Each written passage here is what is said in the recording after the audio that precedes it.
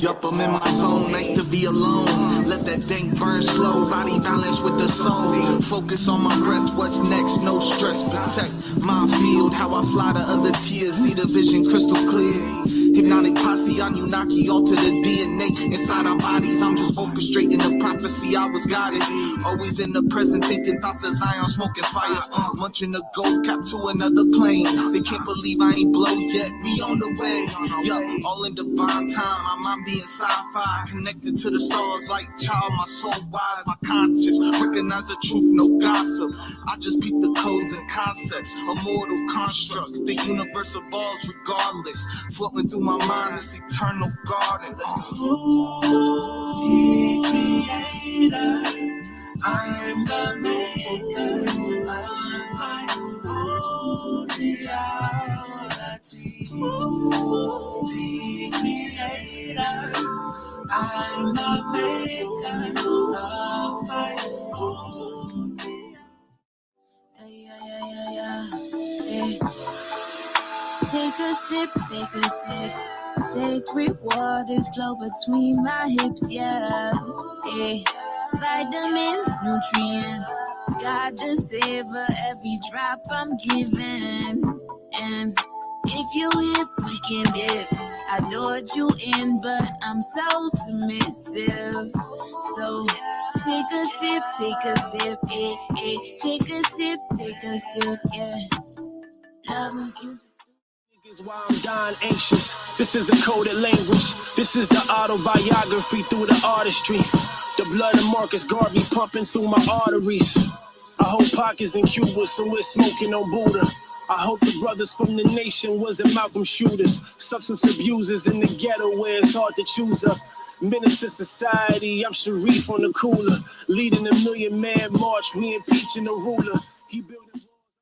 Know the way you feel to be me, and I can't be you. We all face defeat, and when we cut, we bleed too. The soul is see-through. I know some people that haven't lived a day in their life. This is the movie, not the read-through.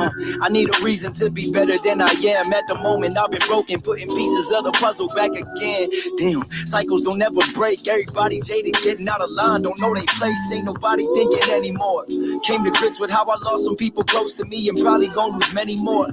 Try to rush into this life and flow with metaphors and learn to be a man, something that I wasn't ready for. Thought I wasn't really what I thought it was. Lonely in the crib, going through all your stuff. Always say I'm fine. It's up with 333 yards. Why is that significant? The stadium's address is 3333 Al Davis Way.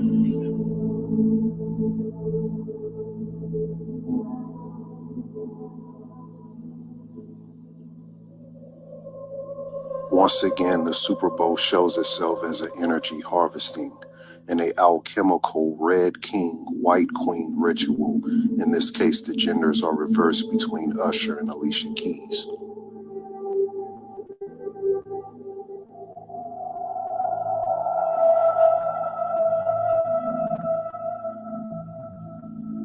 In the Super Bowl halftime performance, we see CERN symbolism and also other Freemasonic symbolism as they always show.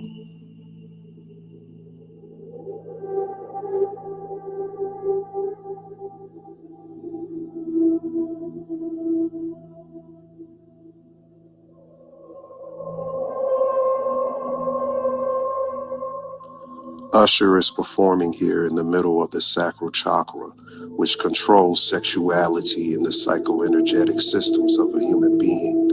He's performing the song, Let It Burn, and this is the year of the dragon, which is the reason why everything is burning around the world.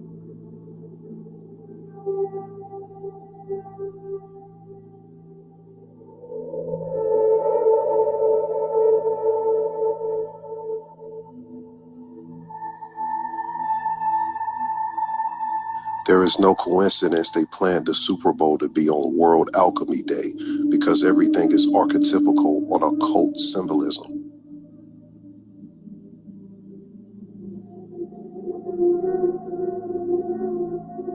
After the Super Bowl, Joe Biden's account tweeted this, with glaring eyes emphasizing that these people are possessed and they are not in their bodies.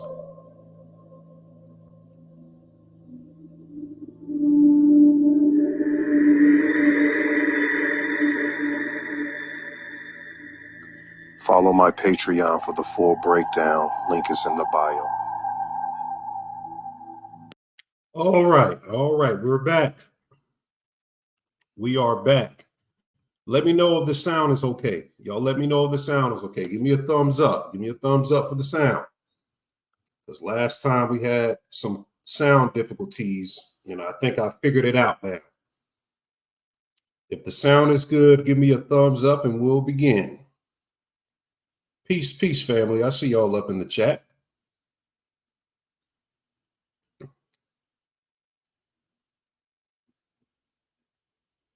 All right, sound is good. Let's get it started. So, peace and chaos. We are back. Shout out to my YouTube family. I had to come back to YouTube to break this down for you guys. We're going to do it on Patreon, but a lot of y'all came to me, hit me up in my inbox and on Facebook and said, man, you got to bring this to YouTube, yo. I said, you know what? I'm going to bring it to YouTube for you guys.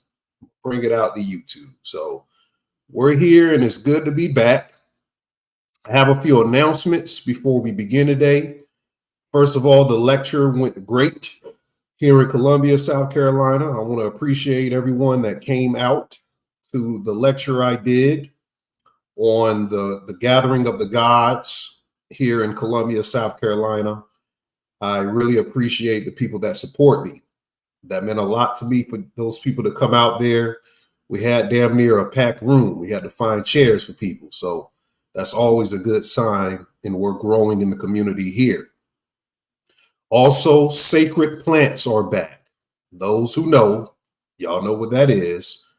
And we've been introducing the sacred plants over the past 3 to 4 years, probably 4 years by now, to help people with their spiritual journey. So make sure to email me at startribe777@gmail.com to inquire about that. Also, it's going to be a great video today, so make sure you guys please donate to the channel. If you guys want to keep the videos coming, we have to get donations. You can click the tab on the video to make a donation. It don't matter if it's $5. That $5 goes towards the light bill to keep the lights on. So make sure to continue to donate, support the people that's bringing this information on a high level. Also, we have the goddess Kim Allen, Sister Kim Allen. She's having a wellness retreat, a melanated woman's wellness retreat in Fort Lauderdale on Mother's Day. So make sure you check that out. It's a dynamic workshop with 2 dynamic women, Dr. Teresa Napoca, who's a holistic healer and a master healthcare whole body expert. She's worked with Dr. Sebi with over 30 years of holistic practice. So you can go and learn about this dynamic workshop with sciences on basic herbs, natural remedies to heal the body. And Miss Donna Clayton, a clinical therapist, over 25 years as a psychologist working with children, teens, and adults in areas of psychological trauma. They're both going to be at the workshop. So make sure to go to www.cravierspas.com for more info. You can see that down here. If you want to know how to spell it, and up here. And info@cravierspas.com. Or if not, you can go to cravierspa@gmail.com. So make sure to tap in with the sister to get that information to better, assist and help us grow spiritually and to relax. You need to sometimes get out your house and go different places and experience it. So shout out to Sister Kim Allen for providing that for the family. All right. Now we got announcements out the way. You guys must be ready for this decode. First of all, I want to explain here at the Spiritual Shade Room, which is the true occult newspaper of Camophis Academy. Our job is to educate the masses. That's on esotericism, occultism, hyperlucidity, Elitism, ufological phenomena, spirituality and spiritism, and soul physics and esoteric engineering. And the purpose is to enlighten people on their path of Christology. Everybody's on the Christos path. It don't matter if you believe in your religion or if you don't believe in religion. Everybody is on the Christos path. And the study of the Christos is Christology, which we'll get into a little bit today, understanding the tonalities, the language, and vibrations. That's why we teach the NAGAPATHU system to understand the language of vibrations on Patreon. So here we cover gematria, rituals, mysticism, and spiritual techniques to motivate, encourage, and ultimately for you to utilize this research to empower the deities inside of us all, the archetypes inside of us all. So that's what we do on this channel. If you're new here, I want to give a shout outs to my brother from the Twitter platform, Psyops, and my other brother, Cody. They did some excellent videos on the Super Bowl decode. They're probably the top of the community I see that did a pretty decent decode. There's some other people who did some good ones as well. I think Tommy just came out with one. I'm not sure. I have to go back and check his channel. Haven't checked this out. Donut's doing an excellent job. So people have given a lot of science on what's happening. I'm just here to add my piece.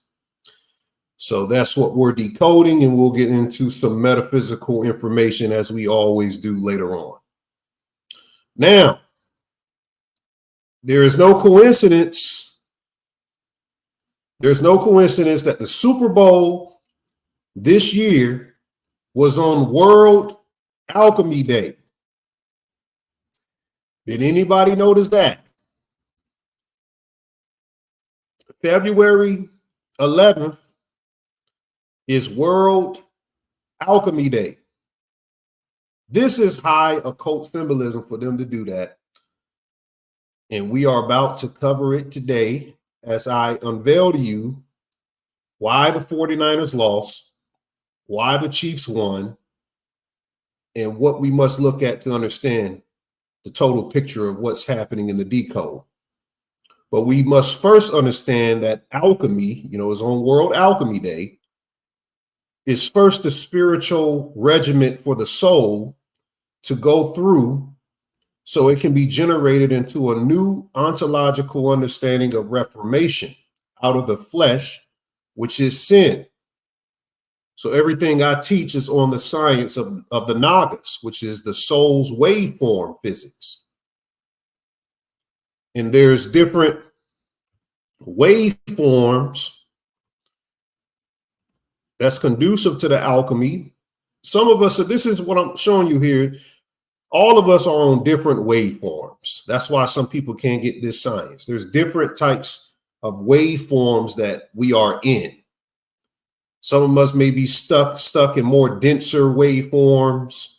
There's sine waves, post signal waves, transverse waves, longitudinal array waves, refraction waves. I don't know what waveform you may be on watching this video, but this is the science of the Naga. The waveform represents the Naga. It's not a snake. It's metaphysical. And understanding waveforms is how consciousness works. And alchemy is to embed yourself into longitudinal array, which is the slinky waveform here. This is how Kundalini works. How to embed yourself into longitudinal array waveforms is going to get you into a higher perception of how to decode these events and decode your life, because you're not only supposed to be decoding these events, decoding these events are easy. And the reason why it's easy is because I decode my life every day. I decode my life as if I'm living a mythology, as if I'm living the archetypes of the mythology. Whether you're Christian, you're living the archetypes of David, John, or whoever in the Bible, Matthew, all of these people. If you're a Muslim, likewise with the characters there. If you're a metaphysicist, you different mythologies, you live throughout your day. You're playing out these archetypes on a regular. So I get to decode that first. So to look at some game or something like that is pretty damn easy. I can just look at it and see all the rituals playing in real time, and I pick up on it. You see, so we're all on different waveforms, and we're trying to join in with this Hebraic word called the Kadosha, which is the celestial mind of the Godhead. That was the original path of Christ, Christos, the Chres. The original name was the Chres. That's where these words come from, which is what Christology was all about. So we are all on spiritual journeys. This decode, my channel is different. I ain't just going to give you some decode and break down who was looking at Satan and all of that, or who was dressed like the Illuminati, which we'll get into that. But I also want to give a spiritual lesson as well. You said, where can you find the community? You can click the tab on the video. You can click out at the live chat, click the tab. All of my information to get on Patreon is on there. It's patreon.com/the_spiritual spiritual shade room. Yeah. Can't remember my own damn business. So the point of our journeys is to understand how the states of consciousness alchemizes into new forms. That's the whole purpose of our journey. So it's easy. It should be easy to decode a Super Bowl at this point. So with that being said, you should know the only thing going on with these people is a form of alchemy, and they have their agendas with the alchemy, and we should have our personal agendas with the alchemy. So each between us and them, when I say them, I'm talking about whoever is controlling the world, the elites, whoever you want to call it, reptilians, some of y'all be up in that bullshit. Whoever you think controlling the world, they're doing alchemy. We're doing alchemy within ourselves, and both of us are trying to obtain the final step, which is solve et coagula, which is called coagulation, attainment. There's 7 stages of alchemy, as you see here. It's calcination, dissolution, separation, conjunction, that's supposed to be conjunction, fermentation, distillation, which is sublimation, and coagulation. Yeah, that's recognition of faults, engaging with our faults, releasing our faults. And this is from a psychological, spiritual point of view. There's other forms of alchemy dealing with metals, you know, all of this type stuff. But the original alchemy was spiritual. Then it ventured out into the chemical sciences, using chemicals and stuff like that. So there's 7 stages originally, and these people are trying to obtain these 7 stages through these people on the world stage, like celebrities, entertainers, athletes, political figures. They're using them as archetypes to obtain a new paradisial paradigm in the La'afo. Now, on my Underspace video, I explained the La'afo is these people trying to flip the world upside down, make the tree of life the tree of death, which is a part of the synchromysticism of what they do in these events like the Super Bowl. Before I get into that, everyone remembers the viral TikTok video of Taylor Swift in the number 13. Did anybody watch that video with Taylor Swift in the number 13? That's because they had her standing next to Ice Spice, which I'll get into later, which is the goddess Isis, which is representative of the chief goddess, the chief patron goddess, which is connected to the original readings of the calendar, which is also connected to the woman's menstrual cycle. If we go off the 28-day cycle, we'll learn that in actuality, we're on a 13-month calendar. It's not a 12-month calendar. That's why they said Taylor Swift was connected to 13, because the woman is connected to 13. And the woman is the hidden Messiah as well. The dynamics of the woman. So the original calendar dates of the Olmecs And we just did a video on Olmec mysticism and Palo on Patreon last week. That was a hell of a video. But the Olmec calendar, which all other cultures followed, because myths say that the Olmecs somehow had taken power over the sun and controlled it based upon where their temples was. They indicated that they somehow obtained power over the sun. This is in their mythologies. And from what they were saying is that this thing, just like how you look on the back of a turtle's shell, which is cymatics, when you look at cymatics, you'll figure out that everything is controlled by this 28-day calendar. Here's the 28. You can count from here and around, or backwards, here and around in the 13 months. And they got us on this Gregorian calendar, so we don't know damn near what time it is. That's how much we under mind control. It's not damn 6:27 Eastern time where I'm at. It's damn near we're in another dimension, and we don't know what dimension we're in. And that's why we teach spirituality, to get you back in the right spiritual body so you can discern the world. You said God has to be a woman. A God ain't a woman or a man. God is an androgyne super space of energy.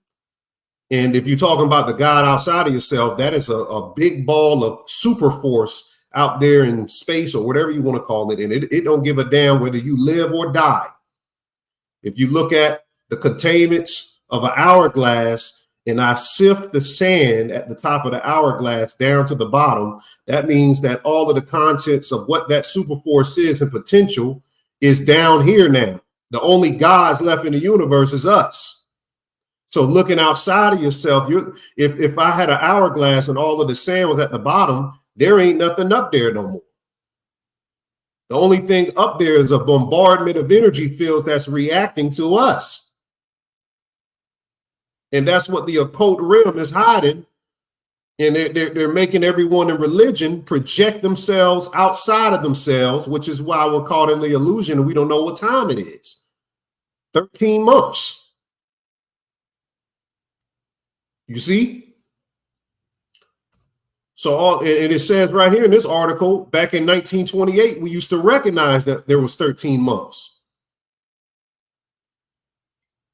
So we're on a complete mind control. The 13 moons of the year, activating the 13 tones of creation, the magnetic moon, the lunar moon, the electric moon, the self-existing moon, the overtone moon, the rhythmic, resonant, galactic, cosmic, crystal, spectral, planetary, solar.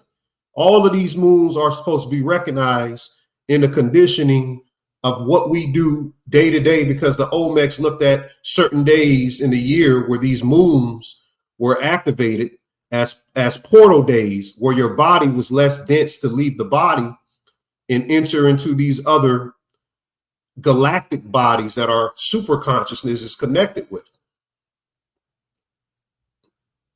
You see what I'm saying? So the 13 that Taylor Swift bumped, what they talking about, their 13, you got to figure out how 13 work for you. Your 13 is always going to be a ritual.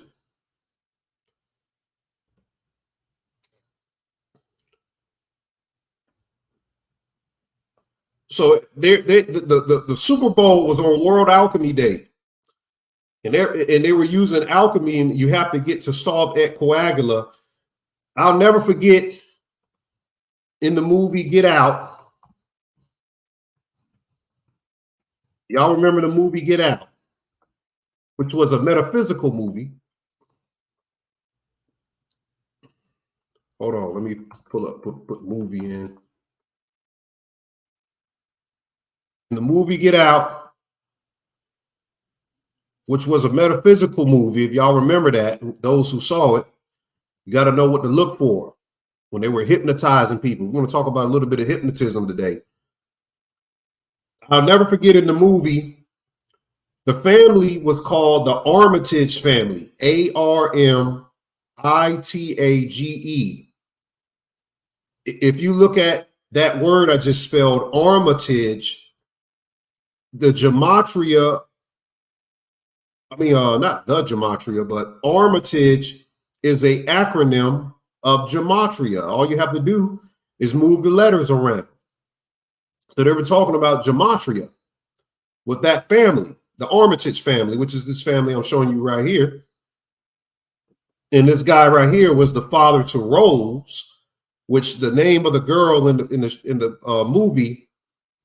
Let me try to get a picture of her up here. Her name was Rose,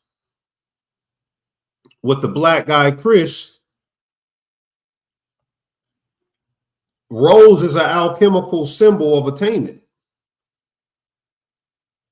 So you have the antagonist Rose and the protagonist Chris, which represents the Christos, and that we are souls. Remember, there was a scene when the guy was at the fire talking to Chris. When Chris was trying to leave, he said, "Give me the keys." You got to understand, that's metaphysical.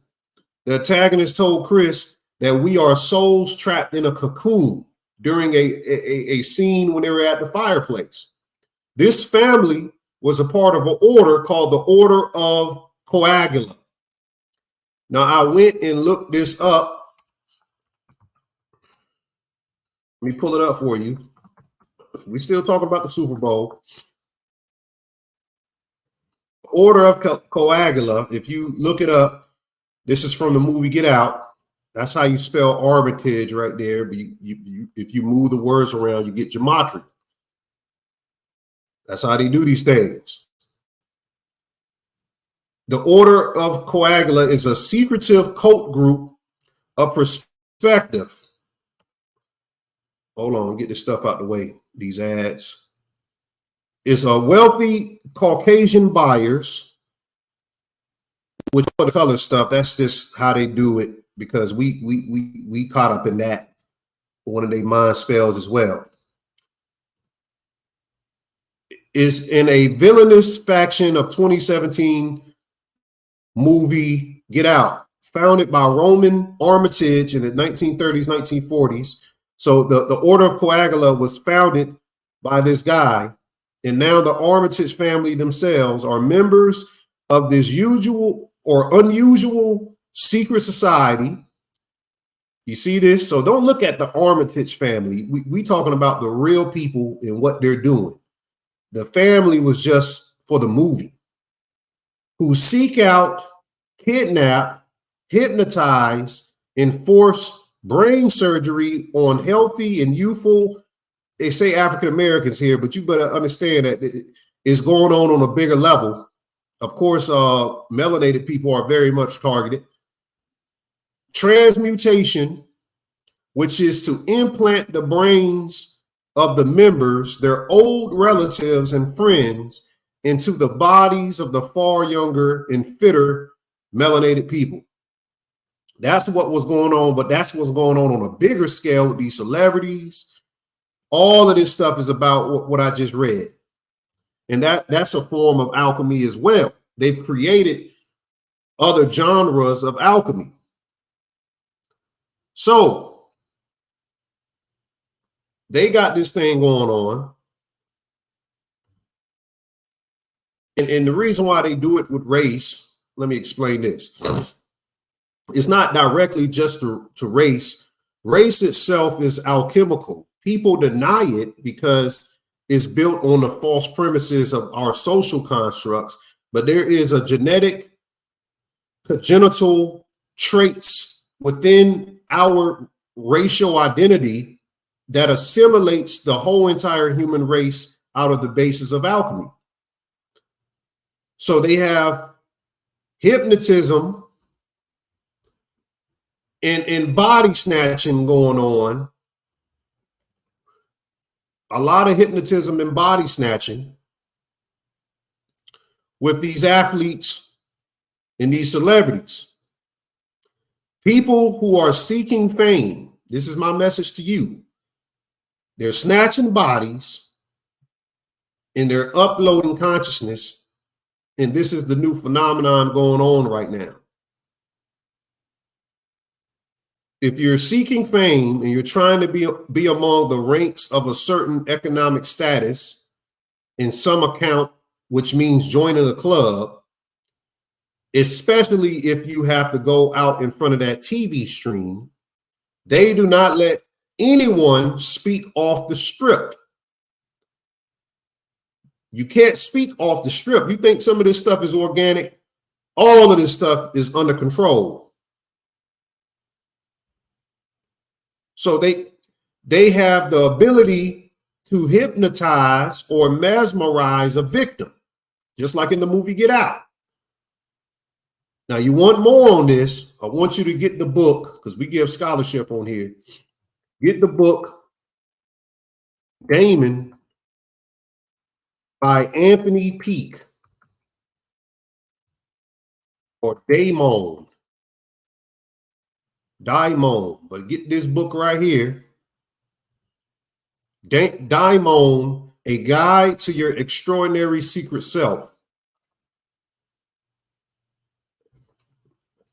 In the book, I'll explain that in a minute. All of these football players, sports athletes, have to sit amongst their handler, which is probably a professional occultist that specializes in hypnotism or mesmerism.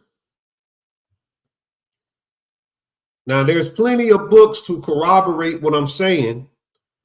They make electric encephalogram clones of the people's consciousness. They copy their waveforms and they program it. They distort waveforms as well. We are in a distortion of waveforms, and they use it to hide. They hide behind our ignorance, and it consumes our spiritual being because we're not trying to seek higher knowledge. This picture right here, mesmerism and hypnotism, goes back to the early 1800s. This is the guy's tombstone. His name was Franz Mesmer, which has the Illuminati eye on it. If you can't see, it has an eye in the center of that triangle. So you know he was a part of the secret club. Franz Mesmer initiated the studies. Oh, let me zoom out. Initiated the studies of this thing. He was a Jesuit, which attended some universities like Cambridge and stuff, and Ingolstadt. The Jesuits use advanced quantum coherent black magic through using a demonic egregore of Jesus as the Baphomet. Just as John the Baptist had his head cut off, they used John the Baptist's head as a voice box for centuries. Look that up. Look up what they did with John the Baptist's head. But similarly, they use the egregore of Jesus, and they speak to, I'm talking about the Jesuits. They speak to this Jesus egregore, which is a demonic. Go back and get my video, Gnostic Genetics, on this channel. I broke all of that down on how they turned that into a demonic egregore. You don't know what an egregore is. It's just basically the collective thought forms made into an entity. So if I told you century to century, and I made my entire family, their family, and the family that they have believe in a certain thought form, that thought form suddenly becomes an entity because you gave it existence. It becomes an egregore. All religious systems are egregores. All magic systems are egregores. So what they did, they hijacked the archetype of the Egyptian Heru and made Heru into the word Jesus later on, which is a Roman word. And they made Jesus into a servitor archon. Why do you think every celebrity wears crosses? I've been broke that down. Go back to my metaphysical history on the cross, on how the cross is a demonic symbol today.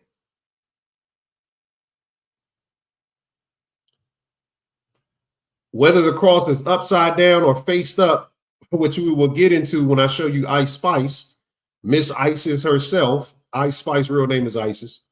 I proved all of this. with the videos I did. But back to mind control. I just want to line some things up before we get into the actual decoding. There's early hypnotist books. I want you to get.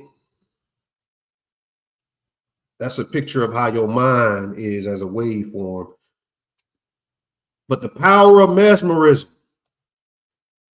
If you're wondering, how can a football player throw exactly for 333 yards at the address of 333 Al Davis Way with 3 seconds left in overtime, third down, and what was it, a 3-yard touchdown or some shit? All of that is connected. It's because they can use mesmerism, and I don't know how they do it mathematically, some type of quantum computer, but they can get a person to be in sync directly with the melodic rhythm in their minds. Yeah, 3 yards, 3 seconds, and to win by 3 points. I'm gonna get into all. I know y'all want the damn I'm gonna give y'all the gematria. You're gonna get the gematria.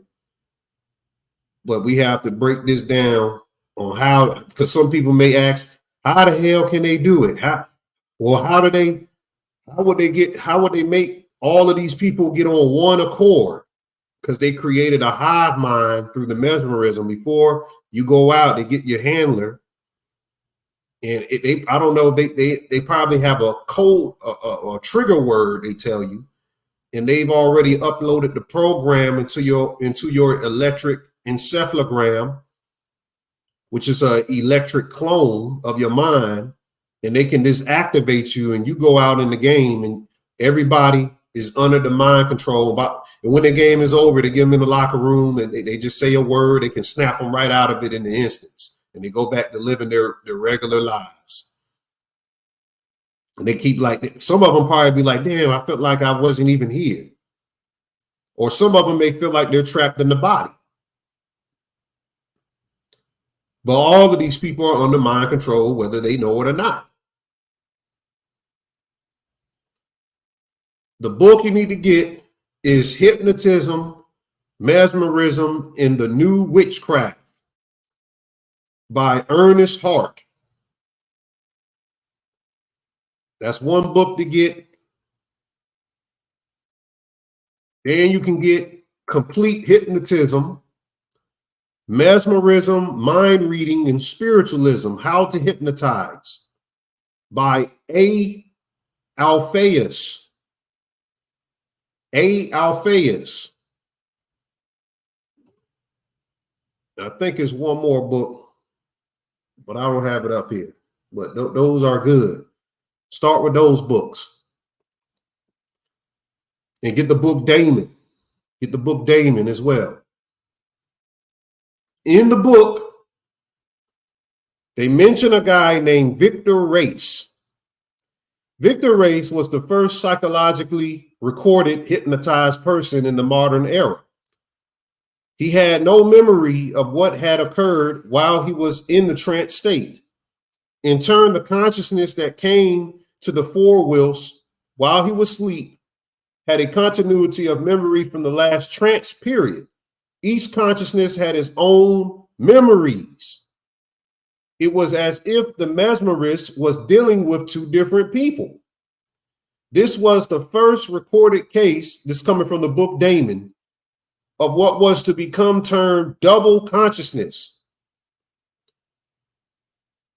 which is the first time that a communication channel was open with an actual daemon. So each player, each celebrity are given a daemon, which is the electric encephalogram clone of consciousness. That's how you get a double consciousness.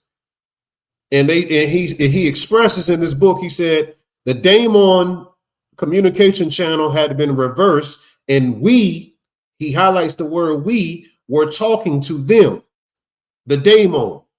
The phenomenon, which was to become known as artificial somnambulism, because of its similarities of sleepwalking, All of these athletes, celebrities, political figures are sleepwalking. They're dead. Was soon to become an area of serious scientific research. William Gregory, a professor of chemistry at the University of Edinburgh, was particularly interested and applied the technique to many subjects. We have to understand why these people like Patrick Mahomes, Taylor Swift, all of these people, why do they meet? Why do these people have no idea that they are meeting the goals of the agenda perfectly in sync with magical maleficence? According to a quantum simulation of numerical codes we call gematria that match the vibratory rates of the entities that the elites channel to stay in power.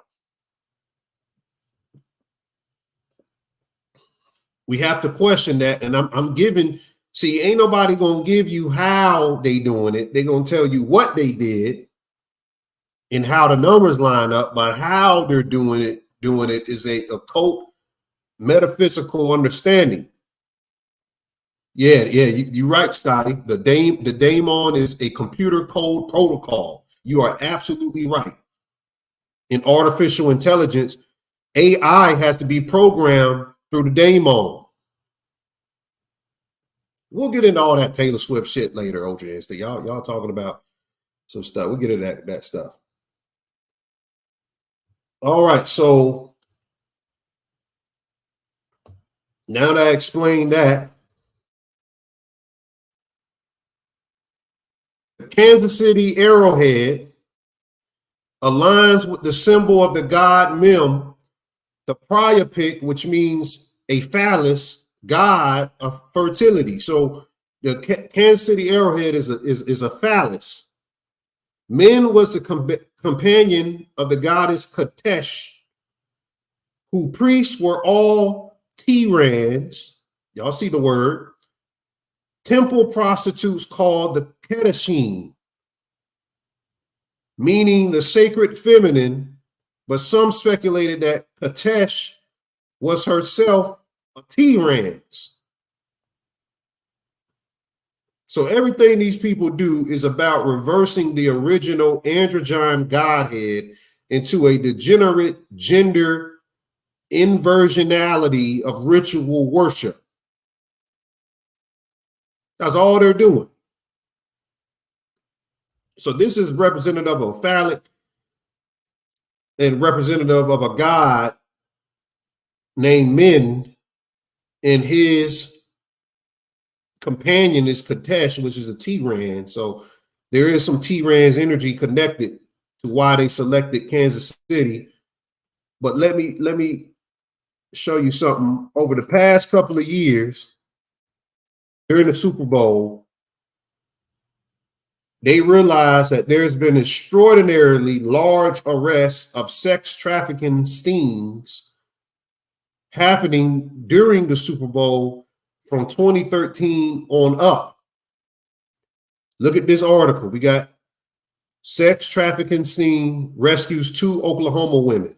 In 2014, authorities say 16 minors rescued, 45 pimps busted during Super Bowl sweep.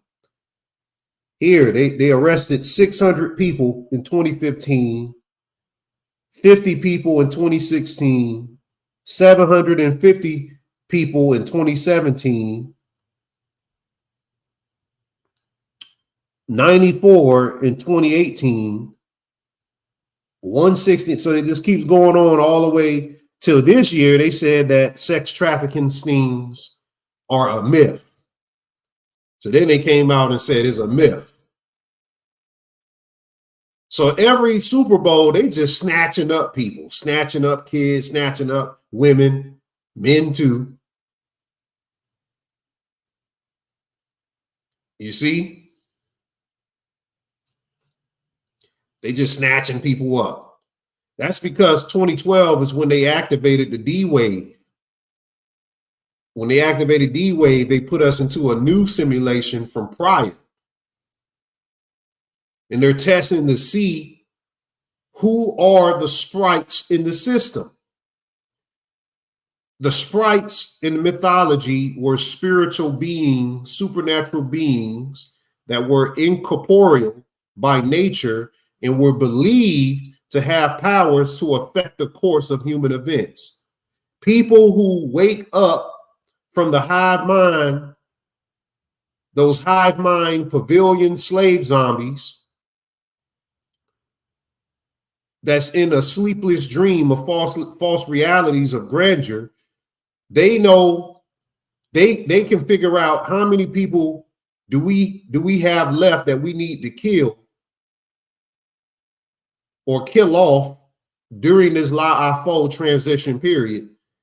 That's why they're putting this thing out, and they had to put us in a new simulation. They had to test it out to see who's left. That's why the gematria is getting so big now, because some of the sprites are catching on. If you can decode with the gematria, you have a natural ability to mathematically read the reality. And that's why they have to switch up and do different strips to throw people off, because they know the sprites are waking up.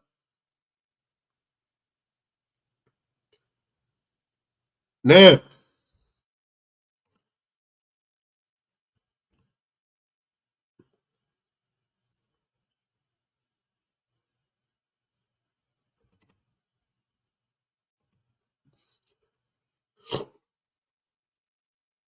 Patrick Mahomes was born the same day that the NFL was also in inception.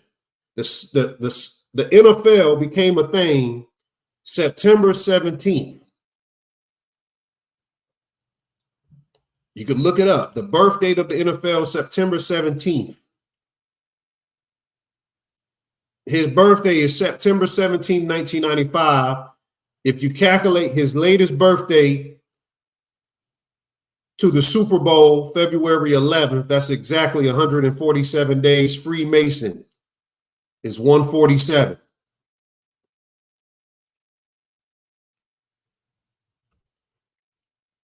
I showed you earlier the 333 connection. All of y'all should have that by now.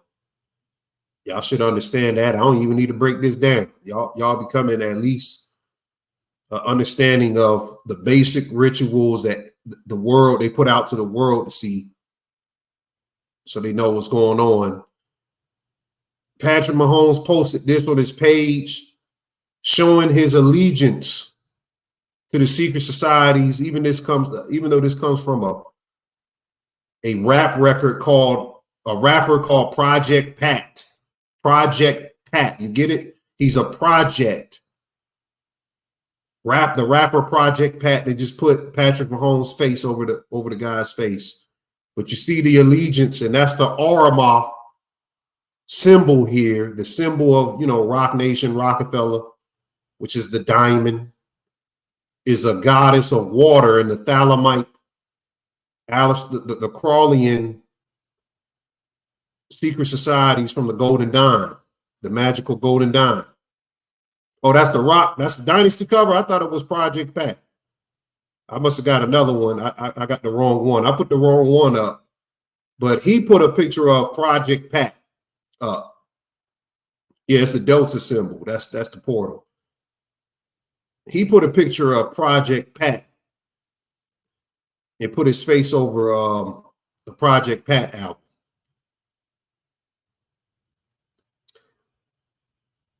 Yeah, my bad. I was looking at the Rock symbol. I was like, Project Pat wasn't signed to Rockefeller, so that's the Rock album, and they just put the Chiefs on there for the Dynasty. That makes sense. So apologize for that. I was trying to get the other picture he posted.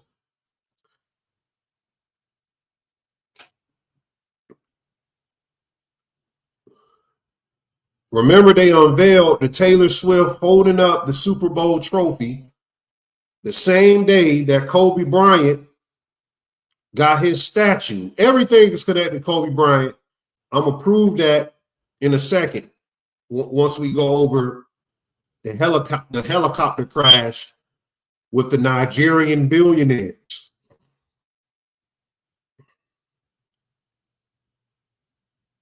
Well, before I get to that, I got to talk about, damn, I'm getting ahead of myself.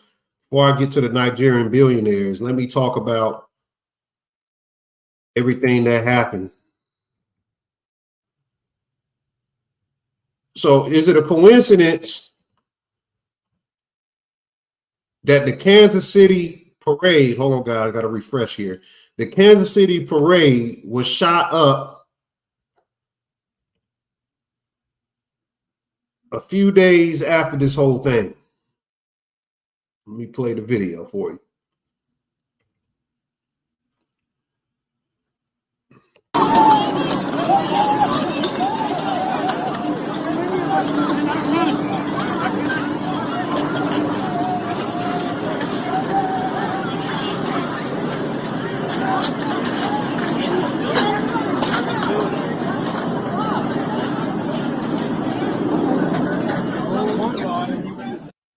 So this is the aftermath of it.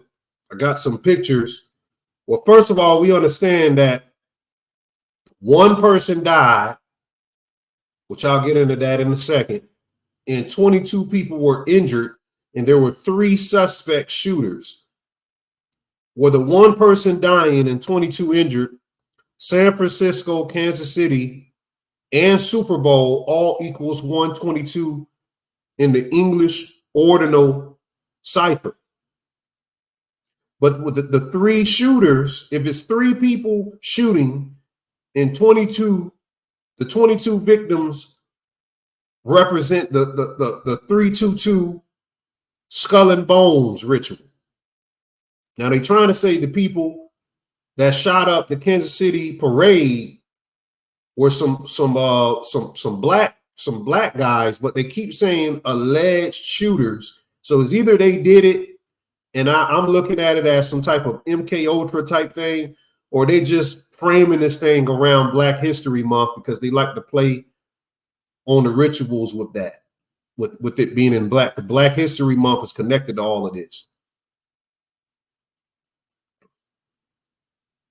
Says 1 dead, 22 shot, including 9 kids.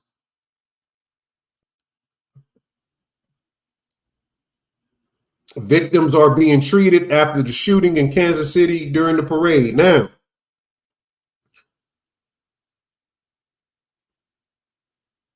the one dead person named is DJ Lisa Lopez, which is the Chiefs radio station DJ. And it's interesting because yesterday they announced that Jennifer Lopez is releasing an album. I wonder what her album is going to be called. But I'm going to tell you why it had to be this woman here.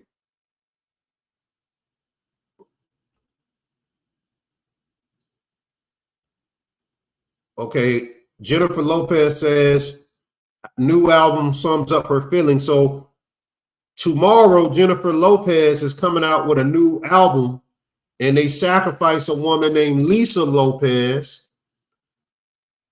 Yeah, I know. I'm about to. I already got it. Yes. So the reason why they killed Lisa Lopez is because she has the same name as the singer Left Eye. You get it? And Left Eye was in the group TLC, and Usher, who performed at the Super Bowl that Kansas City won, he used to be in a relationship with Chili.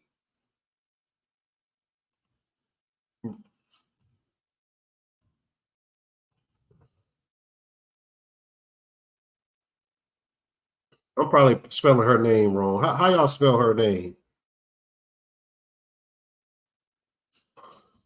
Let me just put in PLC because I can't spell these people's names. I just put in. So Chili is the darker copper tone in the middle. Now, why is this important? So Usher, this is left eye right here. This is T-Boz. And it's Chile. Now, they announced a couple of days ago that Chile, the actual country, was on fire. You see this? You see how they do it? It's all a simulation.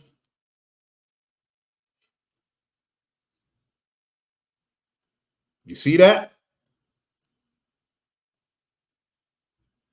So Chile catches on fire. The reason why it catches on fire is because it's the year of the dragon. I mentioned that in the video I just played. It's the year of the dragon. But the reason, so Lisa Lopez gets killed, and we got to understand Lisa Lopez's left eye. The left eye in Kemet was the god Horus. That's why the Illuminati hijacked the symbolism. So basically what they're saying is killing DJ Lopez, Lisa Lopez, is the eye of the Illuminati. That's symbolizing that this is an Illuminati ritual. You just got to wrap your mind around the whole thing to understand it. Okay. So the shots were fired 3 days. This is them trying to resuscitate somebody shot on the ground. So the shots were fired 3 days after the Chiefs Super Bowl win, by which they won by 3 points with 3 seconds left on the clock in overtime at 3-3-3 Al Davis way, with Patrick Mahomes winning his 3rd Super Bowl after passing for 333 yards. We figure out that Chiefs Super Bowl parade shooting equals 333, just like Patrick Mahomes' full name. Now, the Kansas City Super Bowl parade shooting comes the 151st day of Patrick Mahomes' age, which Valentine's Day, that happened on Valentine's Day. And if you understand the history of Saint Valentine, it was about them cutting off the head of Saint Valentine. Valentine's Day equals 151, just like it comes on the 151st day of Patrick Mahomes. 151 is the 36 prime number, and 666 is the 36 triangular number. So this 151 is connected to the number 666. And it was on Valentine's Day. And Valentine's Day equals 151. 151 days is exactly 21 weeks and 4 days, just like it happened on 2/14. You get it? And St. Valentine's Day equals 214 in gematria. Now, why is that important? Kansas City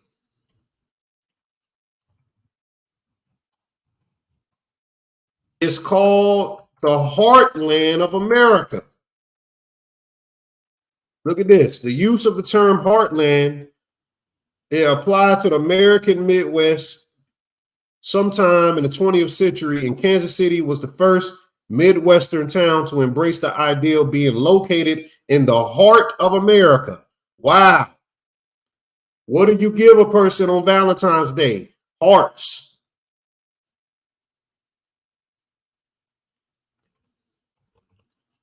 Is this making sense? Put a 1 in the chat if this makes sense.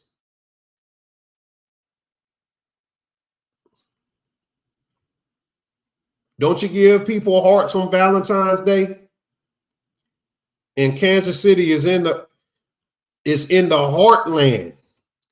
And you remember the jab also was affecting the heart, which the heart ain't nothing but the circumference of two energies. I can get into that, but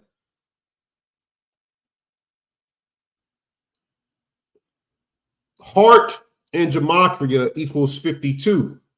So does Heartland and Valentine's Day. And yesterday was 25 weeks after Kansas City mayor's birthday. Heart equals 25 and death equals 25. And the Chiefs won with 25 points. There are some other connections to Paramount. Paramount started on 5/8, just like in Super Bowl 58, 13 years ago. So there's a 58 and 13 connection as well. But this shooting happened on the same day as the Parkland shooting. Remember the Florida Parkland shooting?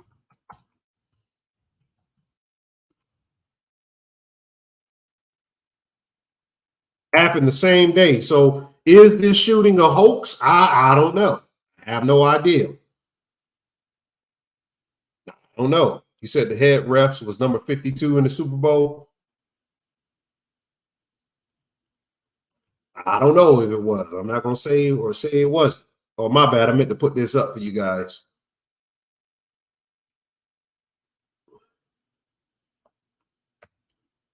So these are the suspects here.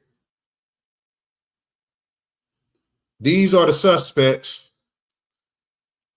Two of them got Patrick Mahomes jerseys on. That's what I told you earlier. These people can be hypnotized. You think this stuff is just simple as some black people committing crime or some shit like that. They'll tell you that. Well, y'all just got low IQ and y'all commit crime. Ain't nobody gonna go to no damn parade and shoot it up.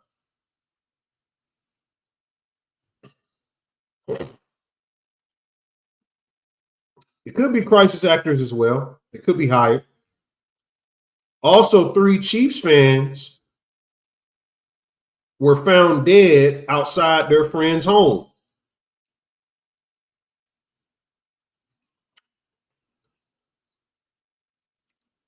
You see what I'm saying?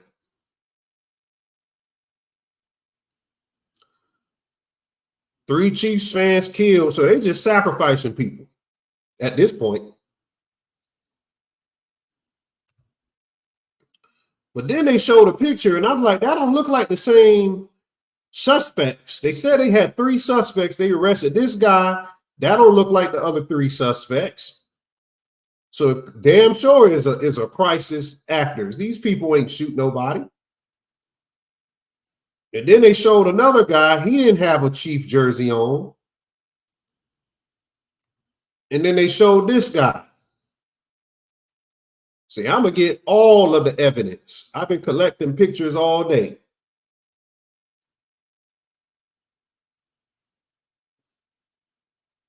They said it was 3 suspects, but they arrested, from this account, 6 people. So they just report to you whatever you want to hear. They just, you just go with the shit because you don't have no critical thinking skills. Whatever they tell your ass, well, that's what happened. You know, it was 3 black people. Oh, it was 6 black people or something. We don't know who killed who. If it was even anybody dead, it could be government agents out there killing motherfuckers. For all we know.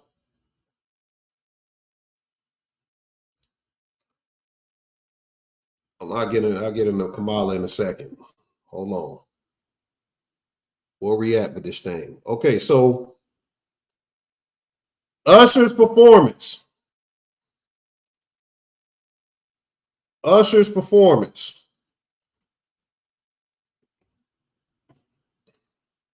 Let me get into this real quick. This is a hell of a breakdown, and then I'll tell you about the Nigerian crash and everything. So this is Usher with the top witch in Hollywood named Marina Abramovich, one of Lady Gaga's homegirls. Remember, Lady Gaga performed at the inauguration of Biden. And she was wearing the crest of the phoenix, like in the movie Hunger Games. It was supposed to be the mockingbird, but it's representative of the phoenix. And this is Marina Abramovich, and Lady Gaga is like two peas in a pie. You see her, they always together. It's them together right here. Because these are your witches of Hollywood. This is who they're grooming.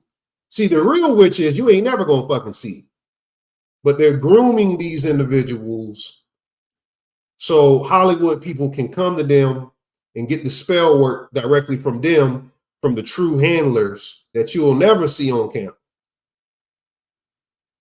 You're not going to see the handlers on camera. You're not going to see it. You think they're going to put the handlers on camera for you to see?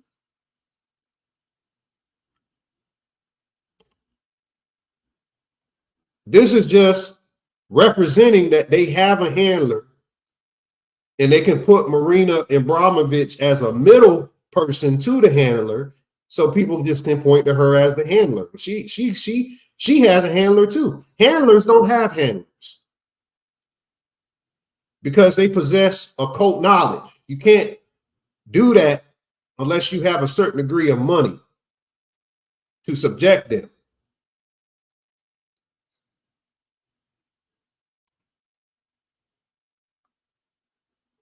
So the Super Bowl ritual was mainly about ushers performing and using ushers. So who remembers at the beginning, Usher, he's around these sacred geometrical objects. Let me explain what this is. Yeah, this is a real breakdown here. The Usher performance was about ushering in the new FedNow blockchain payment system to enslave the next generations in chain to the block, like they did to the ancestors of the people of the American Indian slaves or prisoners of war. At first, people were sold on a block in chains on Wall Street, and that's what funded this country's economic system. Now the blockchains are connected to nodes, and the nodes produces Bitcoins. And what I'm showing you here is how they look. The blockchain looks like a sacred geometrical shape. So what Usher was sitting around is a blockchain.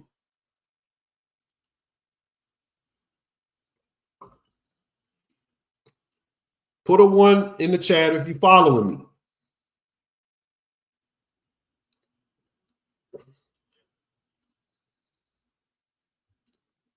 So what Usher is sitting around is the blockchains. The original nodes were Kabbalistically connected. These things are connected to the Kabbalah, and everything they do is of physics.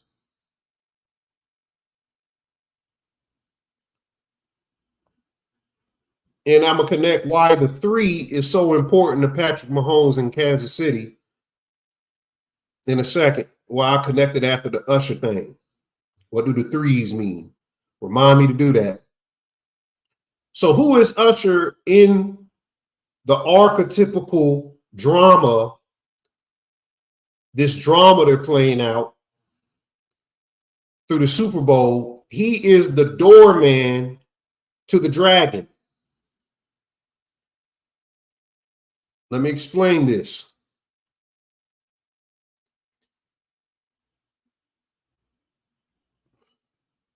Just like Lady Gaga had the phoenix on her chest when she performed for Joe Biden, Usher had the phoenix on his chest too.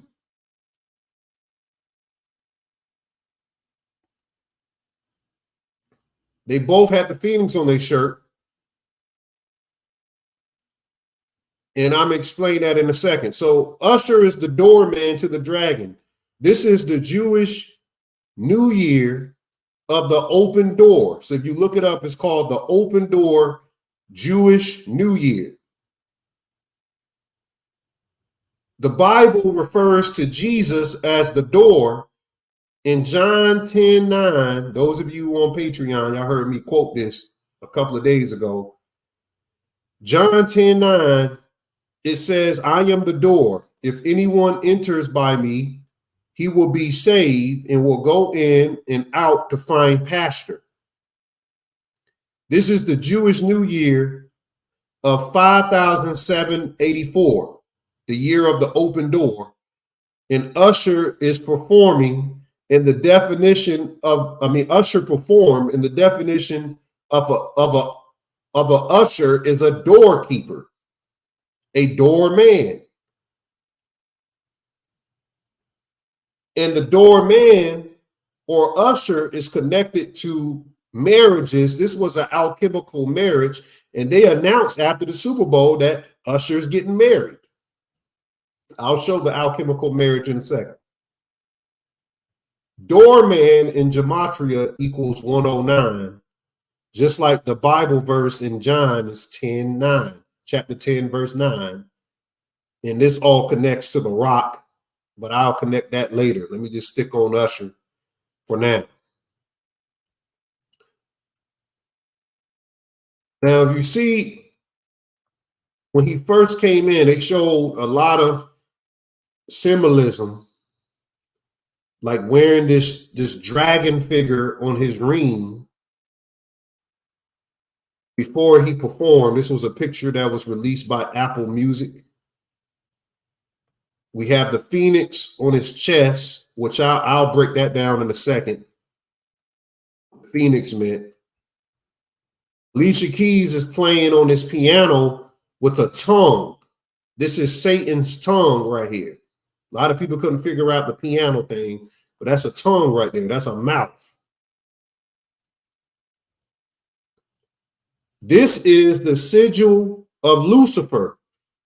When he was performing, they were flashing the sigil of Lucifer in the background. Look, I'm not telling you to be scared of Lucifer. We understand occult symbolism. But if you type in sigil of Lucifer, there you go right there.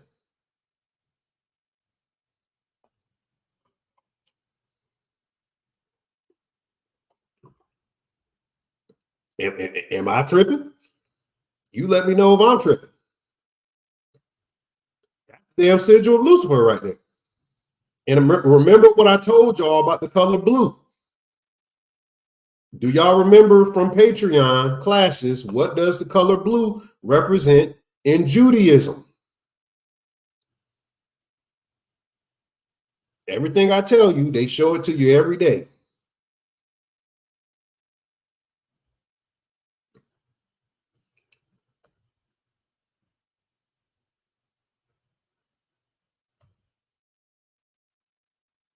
Hold on, I'm missing a picture. You can barely see it, but I'll show you here. Why does he have the glove on the right hand? And shout out to Psyops, because he pointed this out on the archivist platform, that the reason why he's wearing the glove on the right hand is because it represents the left hand path. The left hand is free. His left hand is free, and it represents a left hand path that he's chosen. I had a better picture of that, but I don't have it. Maybe if I look a little bit down, it's probably in here. But y'all can understand that. Yeah, I don't see it.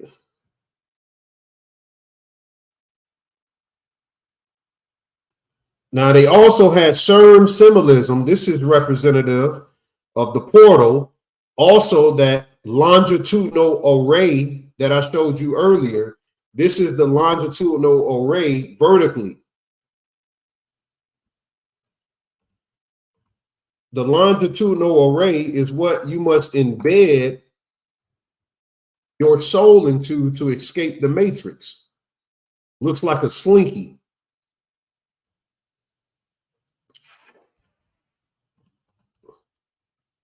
Hold on.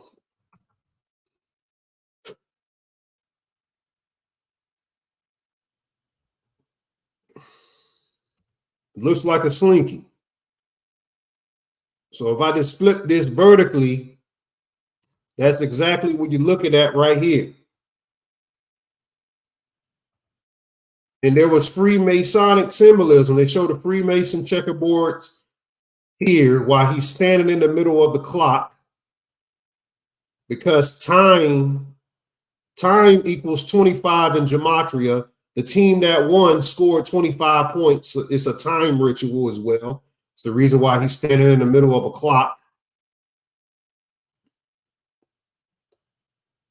Then they had Jermaine Dupri out there getting buck broken, wearing these little girl socks. But he's dressed in the Freemasonic black and white colors as well, looking like a stud at prom.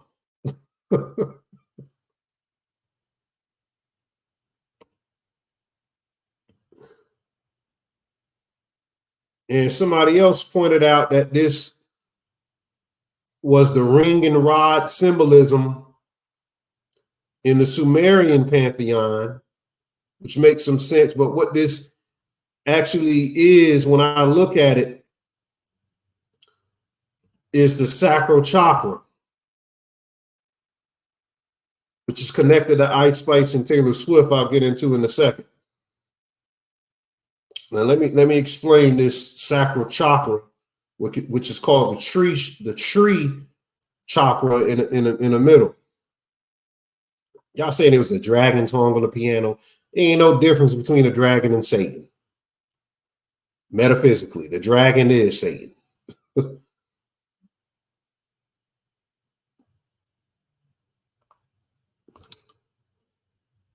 So the constellation Cygnus, CYGNUS, is a binary star system.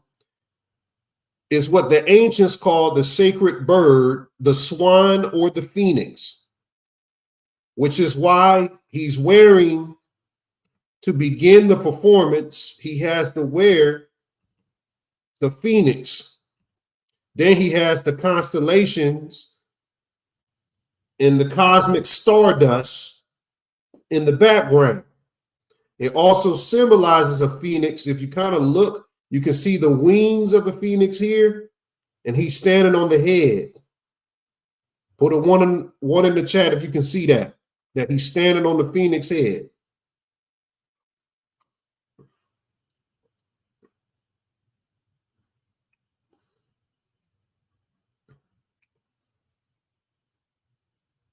Yeah, I thought it was some Michael Jackson connections as well, because I thought Travis Kelce outfit looked like the Janet Jackson outfit that Justin Timberlake, he exposed her breast. I thought they had like the same outfit on, so I saw some Jackson stuff. All right. But it's deeper than that. So Cygnus the Phoenix, which operates from what the Typhonians said was a 71-day cycle, recalling the number of Aleister Crowley's figure Lamb. This is where they get the whole alien thing from, was a drawing Aleister Crowley made back in the early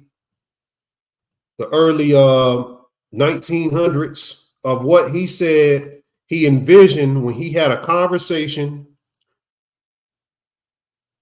with the king from the past.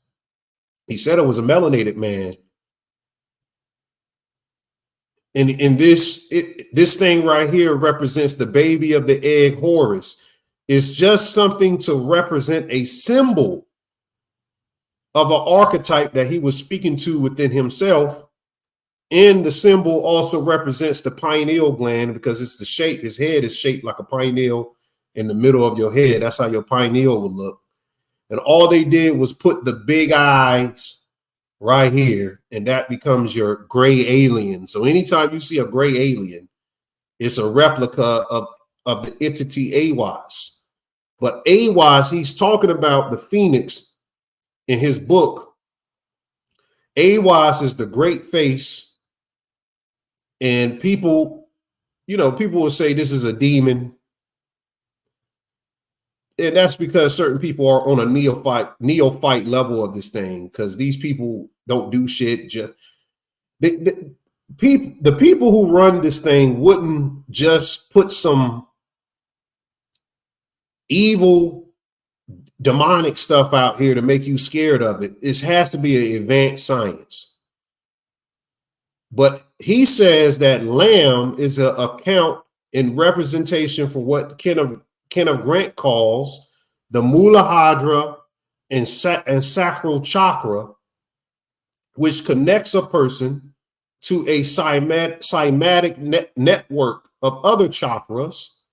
And these are the vehicles or the cosmic modulators for energy. So the sacral chakra, if he's standing in the middle of a sacral chakra, which is, you see the lotus flower right here. The lotus flower of the chakras is symbolism as well, because Kamala Harris, the whole Super Bowl is about Kamala Harris as well. I pointed that out on my Patreon video. The word Kamala means lotus flower. And I'm going to break that down a little bit further in a minute. So Kamala means lotus flower. And chakras originally were called the lotus flowers of the body.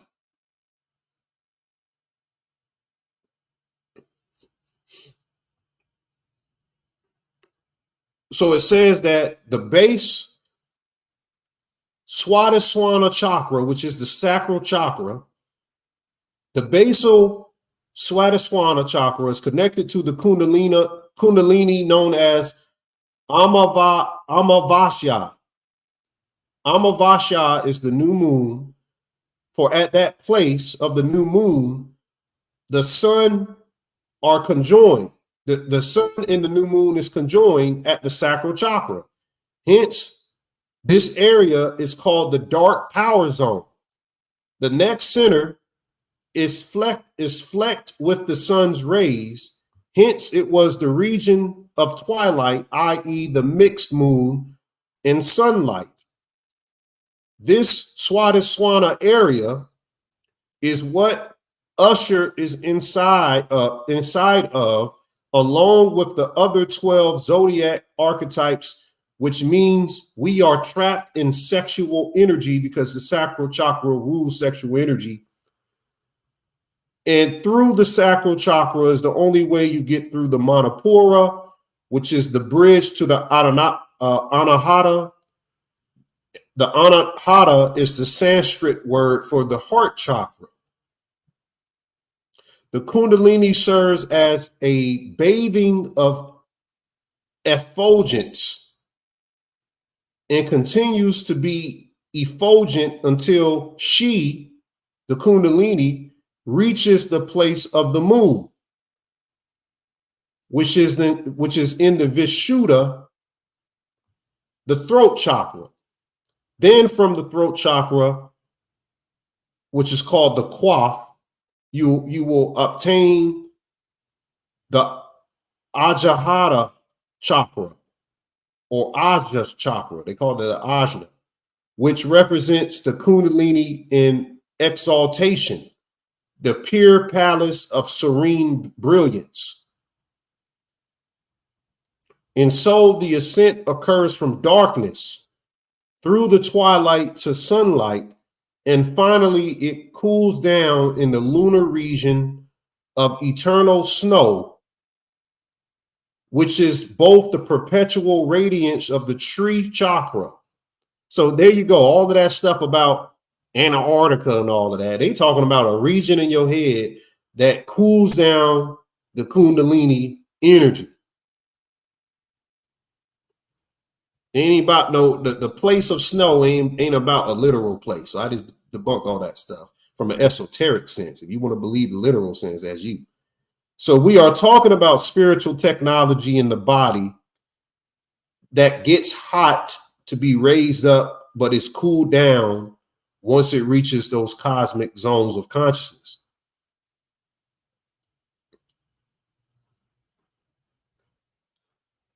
And Usher is representative of standing in the entering zone of where that hot energy is raising up from, which is the sacral chakra. And he also symbolizes a sex symbol in the community. I mean, he even was up on Alicia Keys. A lot of people was talking about how he got too close to Alicia Keys, which she symbolizes the whore of Babylon. All of these archetypal figures of the women they use is a whore of Babylon or some type of goddess type figure that they reincorporate over and over. All right, I got some more, but I got to get going because I just saw what time it was. Okay, so Taylor Swift, somebody said earlier, was she a clone of Zena LaVey? I believe so. I believe she's a clone of the person who started the Satanic Temple in San Francisco. Isn't that interesting? In San Francisco, Antoine LaVey started the Temple of Satan, or whatever it is called, the Satanic Temple. I can't, these people, they names. And his daughter name was Zena LaVey. She later changes her name to Zena Trek. But from Taylor Swift's birthday to the Super Bowl, Taylor Swift's birthday when she was born to the Super Bowl was 409 months. 409 months. From Zena LaVey's birthday to the construction of the Allegiant Stadium, which is called the Black House, is also 409 months. And then you have Swift in reverse standard gematria equals 409. And they look exactly identical when you get all of the pictures. Yeah, the Church of Satan. That's what it's called. The Church of Satan. I said the Temple of Satan. The Church of Satan became the Temple of Set. And what's the coincidence that singer, her, which she wasn't even playing the guitar, everybody was applauding her performance. She wasn't playing that goddamn guitar. If you look at her fingers, she sung the national anthem in a 49ers jersey with 52 on it. We gave you the 52 connection earlier, back in 2009, and now she's performing on stage with Usher in Freemasonic black and white colors and a red guitar in 2024.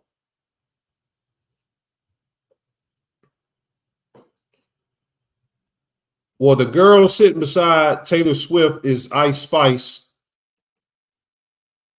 Ice Spice, whose real name is Isis Gaston, she was born 666 months from the inception of the San Francisco 49ers, which began on January 4th, 1944, 79 years ago. Yeah, she's throwing up the devil horns here. And we just told you in San Francisco was where the Church of Satan made its inception. So San Francisco is the home of the Church of Satan.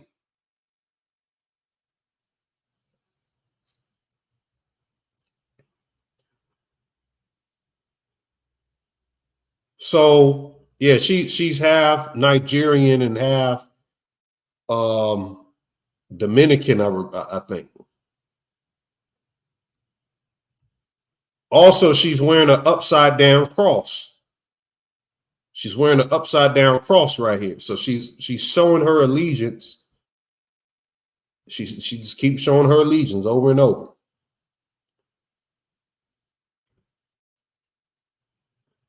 So that's Ice Spice,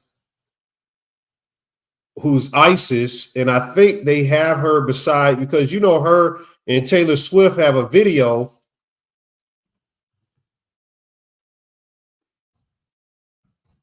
called Karma. And Ice Spice is symbolizing Saturn, while Taylor Swift symbolizes, it's showing the moon right here. It was supposed to be Jupiter. Saturn and Jupiter, so they have a video together.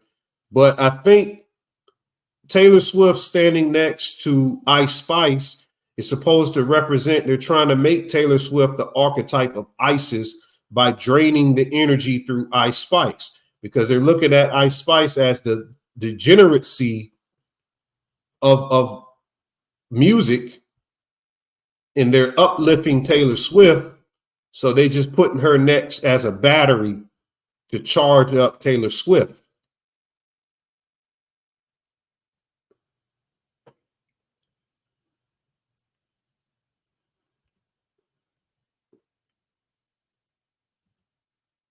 So there you go. Yep, Isis is the moon goddess. Yep. Okay, where we're at? Where are we? Okay, so you remember in the beginning, Usher wore this dress, and I highlighted he had to be initiated by wearing this Masonic outfit. But people was asking me, what does the BOF stand for? Remember, he was standing in the sacral chakra, which is representative of sexual energy. BOF, or bopping, means to have sex with someone or to imply a secret sexual relationship. A casual sexual relationship is called bopping. And he's standing with the bop behind it. You see? Somebody was asking me the other day, what does that mean? There you have the meaning of it. All right, so what does the threes represent with the Patrick Mahomes rituals? We have to understand that the threes represent something called the Trimurti. The Trimurti is the three forms of Trinity. The Trinity of supreme divinity in Hinduism is the cosmic functions of creation, preservation, and destruction. So the three symbolism is also the letter Shin, which is called sin. The letter Sin, or Shin, which is also the pitchfork or the trident, which we've been speaking about, the Neptunian energy. The threes represent Brahma, the creator, Vishnu, the preserver, and Shiva, the destroyer.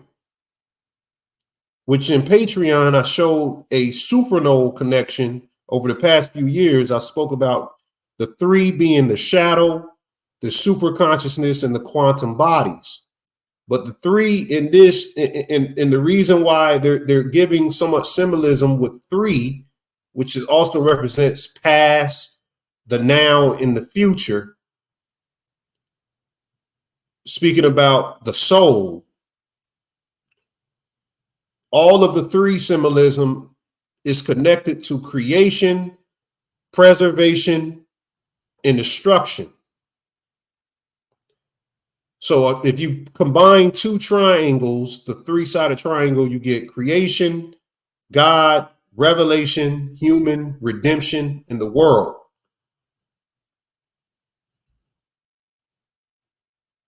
That's a node right there. So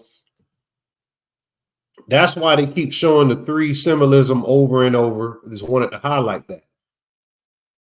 Now, let me get to this Nigerian ritual because it's connected to Kobe Bryant, and it's important for the next part of the breakdown.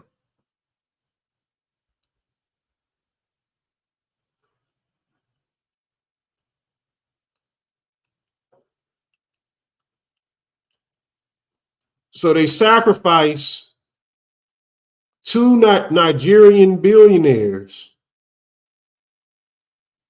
Two Nigerian billionaires were sacrificed. This guy named Herbert Wigway. Herbert Wigway equals 181 in gematria. You'll probably barely see that.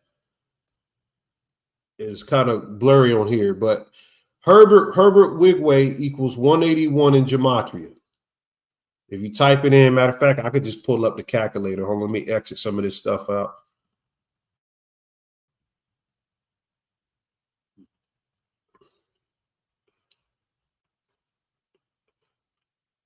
All right, let me show you this on the calculator here. So Herbert Wigway, and use decode.com. Start using that calculator. That really helps us get an algorithm when you use it. So Herbert Wigway equals 181 in gematria. His birthday, which is August 15th, his birthday was 181 days before the Super Bowl. Is that a coincidence? His name equals 181. His birthday was 181 days before the Super Bowl. His birthday on August 15th is the Jesuit establishment's birthday. So the Jesuit establishment was created on August 15th. Well, you know who killed his ass. Now you know. He, his wife, his children, and another banker died a day before the Super Bowl in a helicopter crash heading to Boulder City, Nevada to watch the Super Bowl. This was sacrificed in a ritual because Boulder City, Nevada equals 181. Just like his name, Herbert Wigway, equals 181. And the Super Bowl was 181 days after his birthday. Now, there's a Nigerian football team, I'm talking soccer, called the Super Eagles.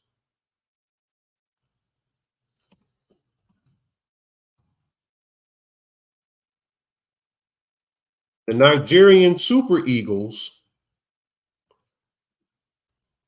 played a game during the Super Bowl. No, right before the Super Bowl, a day before the Super Bowl, Nigerian soccer football team lost to the Ivory Coast 1-2.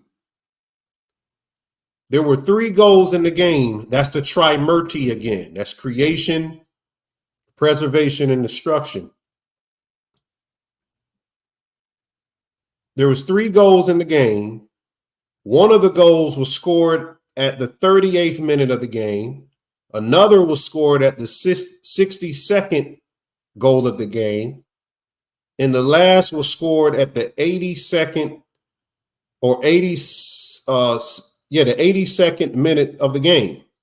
So if you add 38 plus 62 plus 82, you get 181. What's the coincidence of that? So you had a Nigerian soccer team or football team, quote unquote,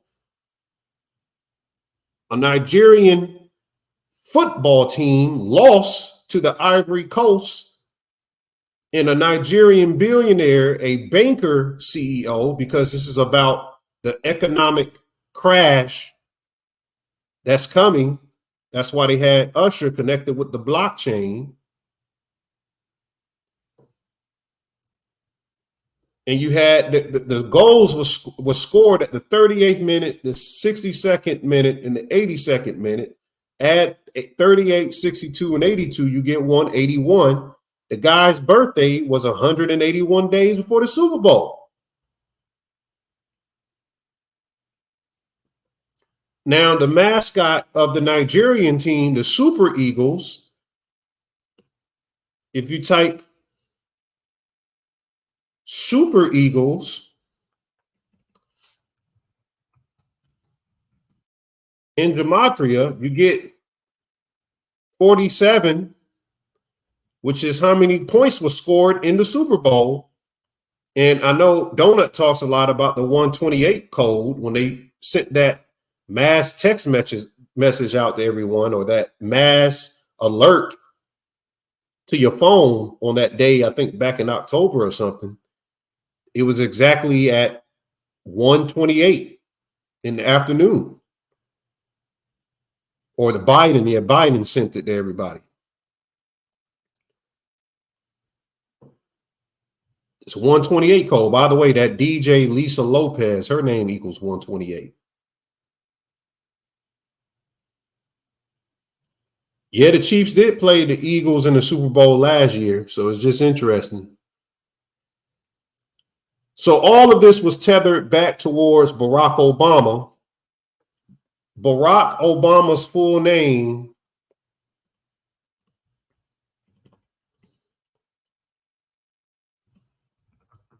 let me find Barack Obama's full name. Is Barack Hussein Obama II.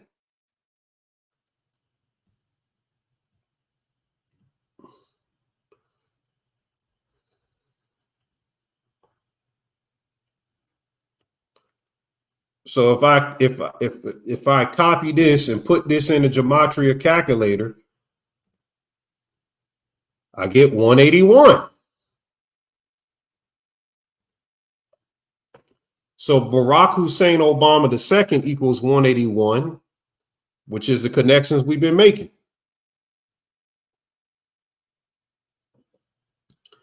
The Super Bowl was on the 42nd day of the year. The Super Bowl was on the 42nd day of the year. 181 is the 42nd prime number. So 42 is connected to Black history because you have 42, slavery equals 42, Negro, all of these different things equals 42. Jackie Robinson won 42.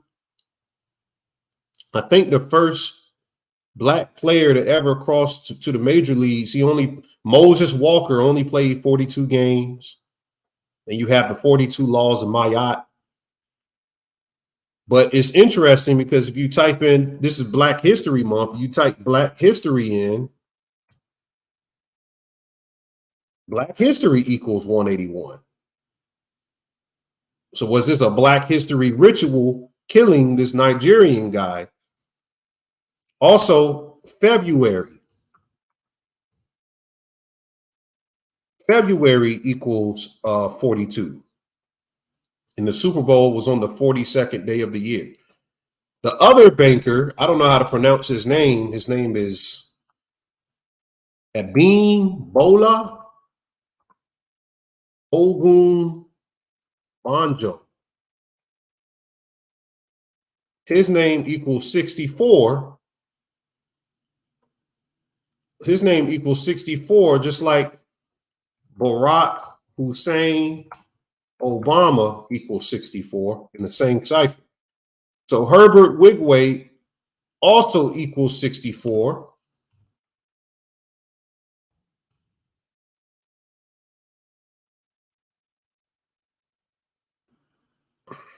and reduction. So they're all connected. The other billionaire banker, his birthday is on July 11th. They don't have a picture of the other guy. I could try to type his name in. Hold on. Abim Ola Ogunbanjo. Here he goes right here.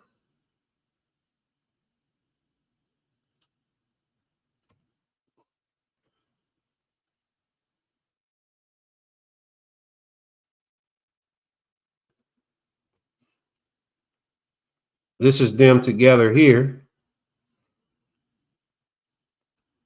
So this guy right here with the glasses, his birthday was 216 days before the Super Bowl. Barack Obama's birthday is on 8/4.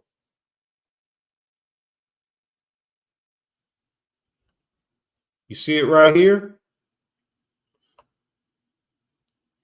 August 4th is the 216th day of the year. So this guy's birthday was 216 days before the Super Bowl, and Barack Obama's birthday is the 216th day of the year.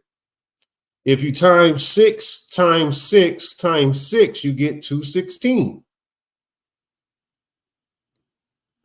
Now, Kobe Bryant's statue was unveiled a day before their helicopter crash, and Kobe Bryant died in a helicopter. Kobe had a workout called the 666 workout. The Super Bowl is connected to Kobe Bryant. It was on 2/11. The Super Bowl was on 2/11. If you put Kobe Bryant is called the Black Mamba. The Black Mamba is a black snake, and it's the most dangerous animal in the world. Well, one of the most dangerous animals. I think it has the most powerful poison in the world or something. Somebody can confirm that in the chat. That's why they call him the Black Mamba, because when he strikes, when a Black Mamba strikes something, it instantly kills whatever it bites. And they was comparing Kobe's game to that. But there's serpent symbology as well. Y'all motherfuckers, somebody said venom, not poison. That's the same goddamn thing.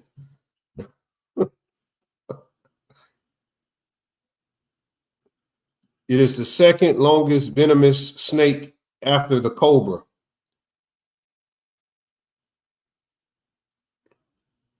You said you can survive poison.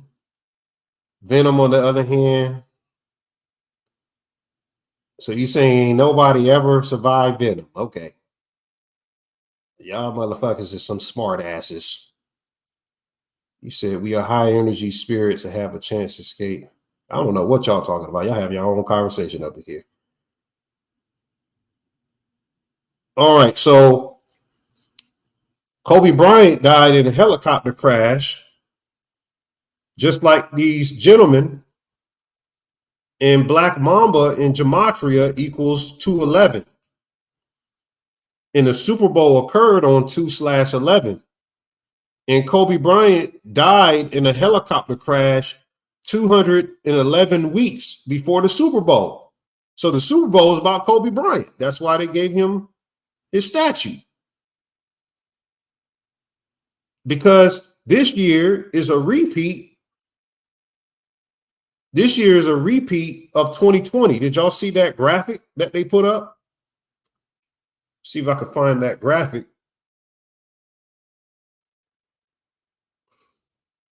Where they compared everything from 2020 to 2024. Here it goes right here. Look at the similarities of everything that happened in 2024 to 2020. I can't read all of this, but look at the similarities. everything that happened in 2020 happened in 2024. The only thing I didn't add here was that the Chiefs won the Super Bowl just like in 2020. And remember, we had the C word back in March. Does that mean that disease X is about to come in March? They've been talking about disease X in the year of the X, the year of 2024. You know, Kobe wore the number 24. Kobe died in the year 2020. And they say that the word Kobe, before the internet took it down,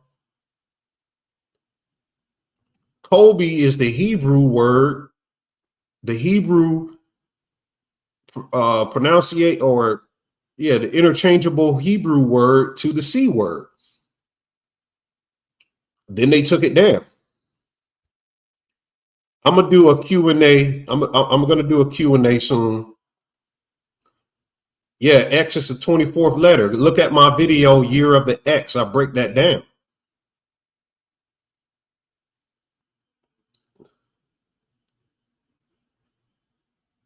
Well, when I was coming up, the damn black mamba was the most venomous snake. So I don't know what happened between that. Somebody said another snake is.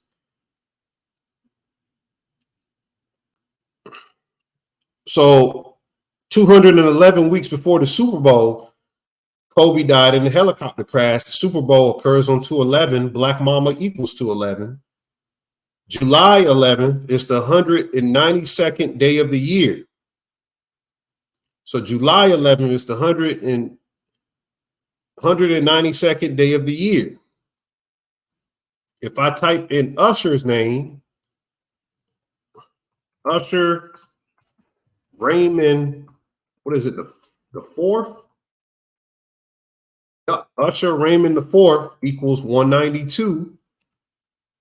Just like this guy's birthday was on the 192nd day of the year, Obama produced a movie called Leave the World Behind. That equals 192. Super Bowl 58 equals 192. Paint the Town Red equals 192. The guy who caught the touchdown, what his name is, McCole Hardman. What is his full name? The guy who caught the winning touchdown, name is Kerry McCole Hardman Jr. I don't know if his full name equals 192. Maybe it's just McCole Hardman. Let me try his full name. Yep, his full name equals 192. His full name equals 192. And what's interesting is that McCole Hardman, who caught the winning touchdown from Patrick Mahomes,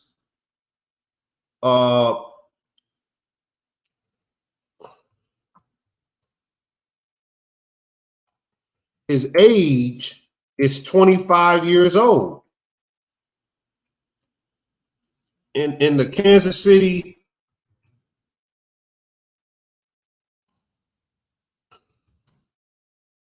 Chiefs won the Super Bowl with 25 points. Sorry, guys. They won the Super Bowl with 25 points as the 25-year-old catches the game-winning touchdown.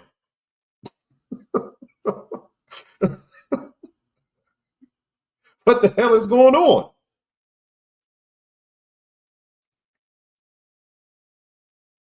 What the hell is going on? So what's interesting is that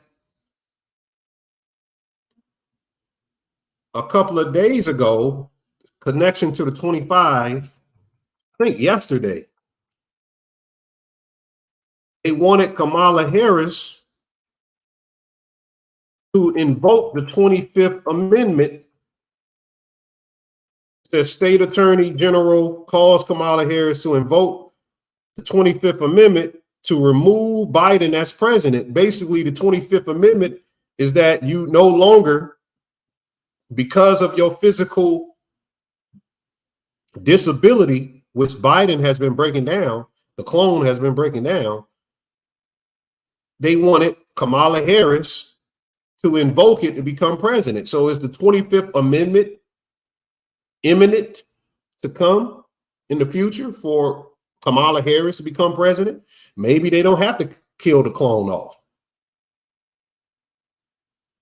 Maybe they don't have to kill the clone off.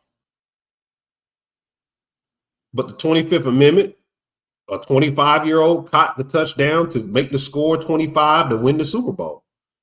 Also, death equals 25.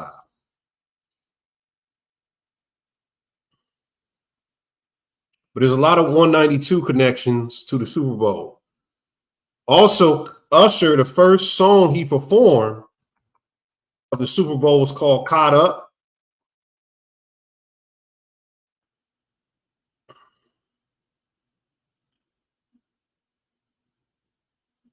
Hold on. So 192.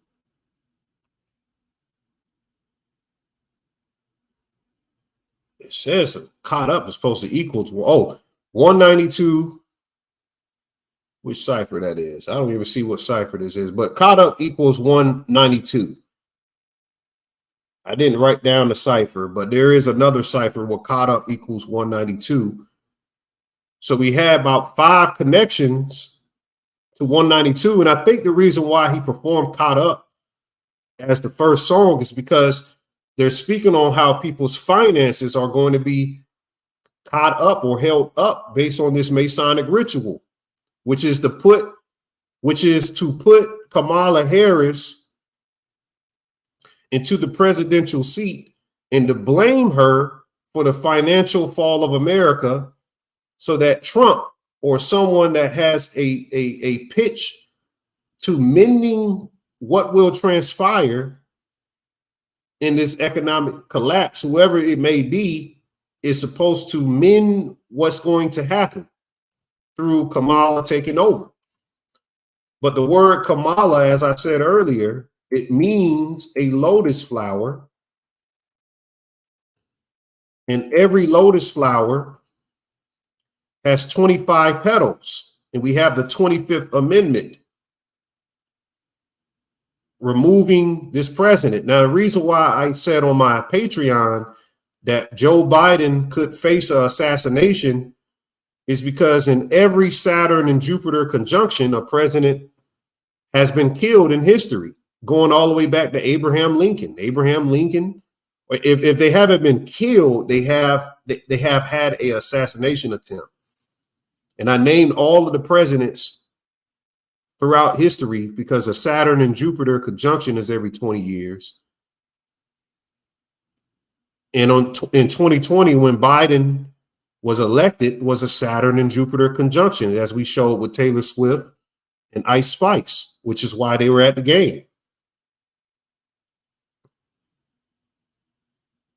Back in 2001, George Bush had an assassination attempt on his life. They threw a grenade in the White House. You can look that up. It just didn't detonate. And 20 years before that, Ronald Reagan had an assassination attempt on his life. 20 years before that, John F. Kennedy was killed.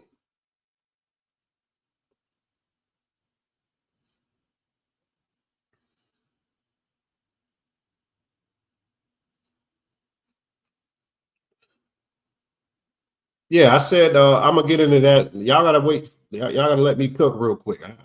I know I'm gonna get into all of that. And there's a 222 connection to Kamala Harris. Now, if you take my gematria classes on 222 or angel and demon numbers, there's a circuitry to the neuromantic waveforms of consciousness. We have alpha, beta, theta, delta states of waveforms in the brain and the mind.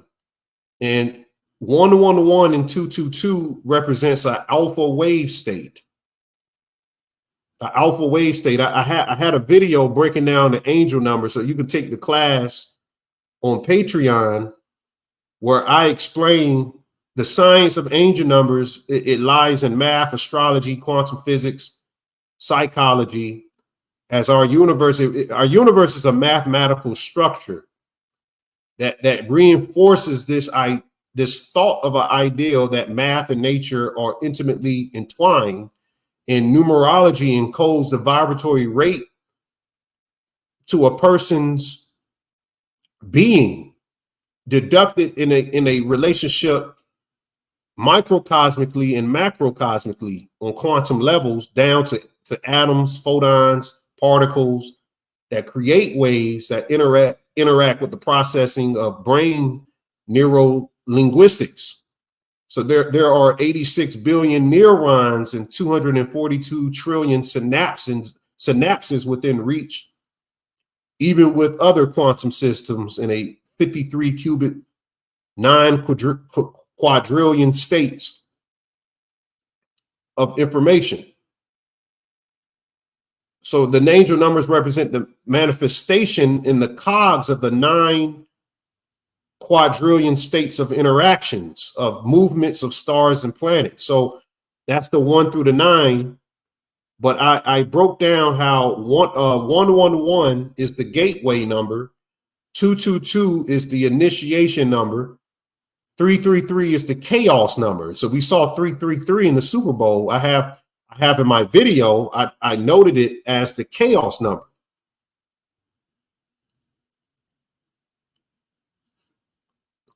.444 is the spirit in movement. 555 is the theogonal number, and 666. It's a lot to that, but it speaks for itself. It's the masculine rooted egoic energy, but it also represents the number of transformation. And 777 is the coagula number, how to receive the magnum opus. 888 is the Christological influence, the Messiah's purpose. They call it the prognostication number because the soul goes in 8 directions. And 999 finally is the feminine rooted egoic energy.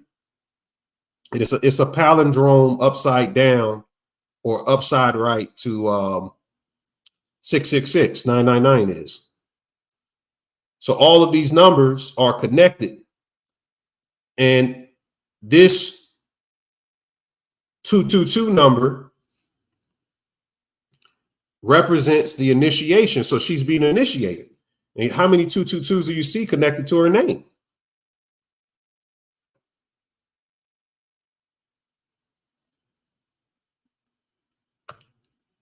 All right, so it's the year of the dragon, and they have a lot of things going on.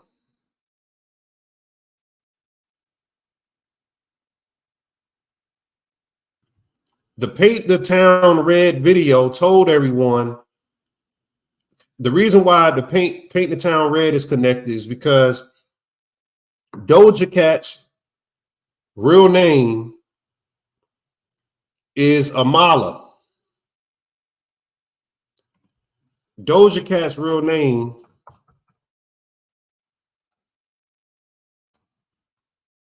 is Amala. Hold on. Let me just pull her up. Okay, her name right here is Amala.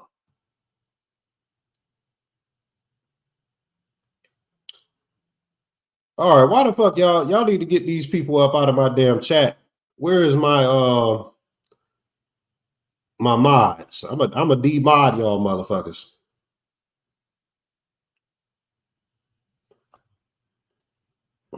People saying stupid shit in the chat.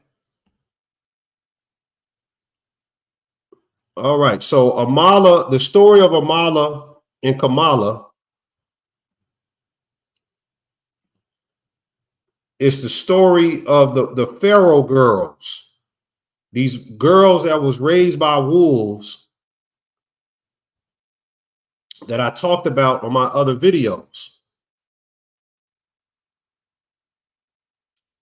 story of Amala and Kamala. So Doja Cat and Kamala Harris are connected.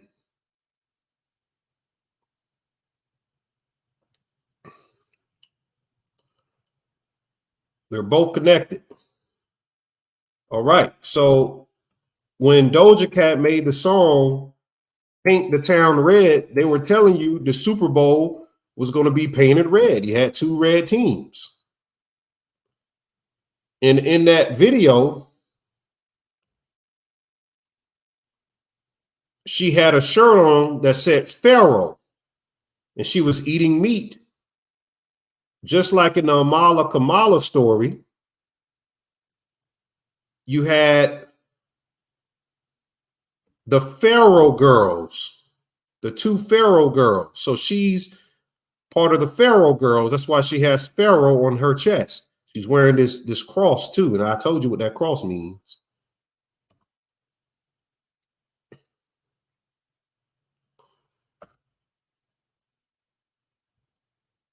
There's a movie called Amala and Kamala, 1971, talking about the Pharaoh girls. So they have it documented in the movie. You probably have something connected to these MK Ultra homunculus and stuff like that, because the Doja Cat video was about homunculusism that our brother Juan covers on his channel, the 101 podcast. He covers all the things on homunculus. Well, I'm gonna prove that that video was a homunculus video. Now, what I figure out is Paint the Town Red originally was a political quote. So there's a political quote with the devil on it. I'll paint the town red. And Doja Cat has been seen playing the devil in a lot of her music videos. You see?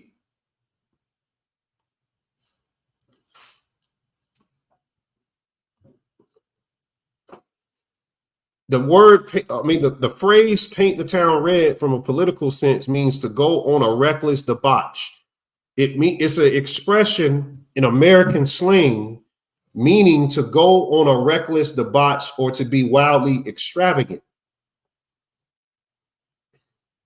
So that's what it means. So it's something political connected to painting the town red and her being with death here, because it may be connected to your president. I'm not saying that literally, but it may be something related to something with the presidential office. It don't have to be exactly the president, but it could be somebody around it, or it could mean that their term is coming to an end. It's a lot of things that it could mean. And she's wearing red, just like the Kansas City Chiefs won the Super Bowl. So we have the Pharaoh girl connection. She's ringing the Liberty Bell here, which is connected to that as the country as well. But I found this picture. She's riding on top of this green dragon demon type thing. So I made a graphic to show you what this means. These things right here coming out the clouds. When you look into the homunculusism, you'll see the homunculus grows in these same little staffs that's hanging upside down here. But the homunculus and this being, this green dragon, is connected to alchemy. You see how this dragon is eating the sun and its heart is being drained down into this vase, this vase down here. In alchemy, the little green dragon represents the following of the dog corresponding to the hero. So you know the tarot card, the Fool, is showcasing how the hero is connected to the dog. The dog is representative of the star Sirius, which is the sun is representative of the star Sirius, and it's supposed to guide the person. The fool is the person who doesn't realize their full potential. That's why he's walking off the cliff here with this white flower. The white flower represents spiritual attainment, and the dog is trying to tell the fool, you're about to walk off a cliff. So it's like our higher consciousness. So this radiation from the star Sirius represents a higher super consciousness to help us on our journey. And it says here in explaining the green dragon that there is a correspondence of the hero, just as the dog corresponds to the fool card. In alchemy, there was something called a familiar spirit. They called it the mercurial serpent or the Draco Viridis. The Draco Viridis or the mercurial serpent is the green dragon. The green represents nature and dragons represent the mother archetype. So the green dragon represents creation. It represents creation, but they also say that this Draco Viridis represents witchcraft as well. So you can get that in a book called The Auld Alchemist, AULD. It speaks about the green dragon because this is the year of the dragon. And it says that the green dragon originally was a spirit that was bound to the Sumun Malorum, some type of word, but this word means the greatest of evil. But it says he that has the Sumun Malorum will be granted a power that's unparalleled over life and death in the riches of the world. So alchemists sought out to try to use this dark stone called the Sumun Malorum to prolong their life and also to destroy other enemies' wealth to grow their own. So there's this dark stone that turns green. They said it radiates green in this alchemist book called The Ould Alchemist. And there is another book called The Return of the Dragon that has information on this green dragon as well, but it also talks about some political stuff that's happening in history. Louise Ungit, I think is his name. I don't know how to pronounce that, or it's Lewis, my bad. Lewis Ungit has a fresh perspective on these issues and has documented how often the pharmaceutical sorcery and alchemy leads to spiritual disease, ritual abuse, and even human sacrifice. He's read out a lot of primary source literature on witchcraft in connections to alchemy and paints a picture that might surprise a lot of people, namely that the witch trials weren't some historical moral panic for the most part, but largely a sober and measured response to serious criminal activity, such as child murder. So the perspective of the book is talking about ritual child sacrifice and occult crimes that still goes on in current events now. Return of the Dragon, this year of the dragon year.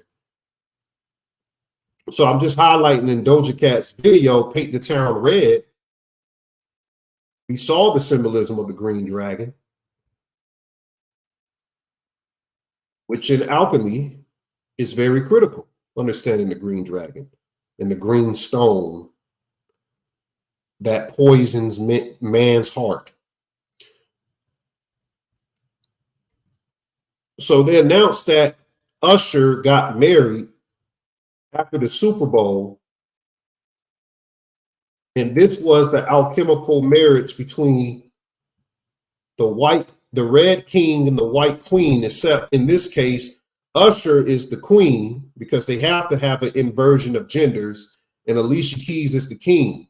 The red and white of the alchemical marriage to create the stone specifically represents the metals gold and mercury. After being the mercury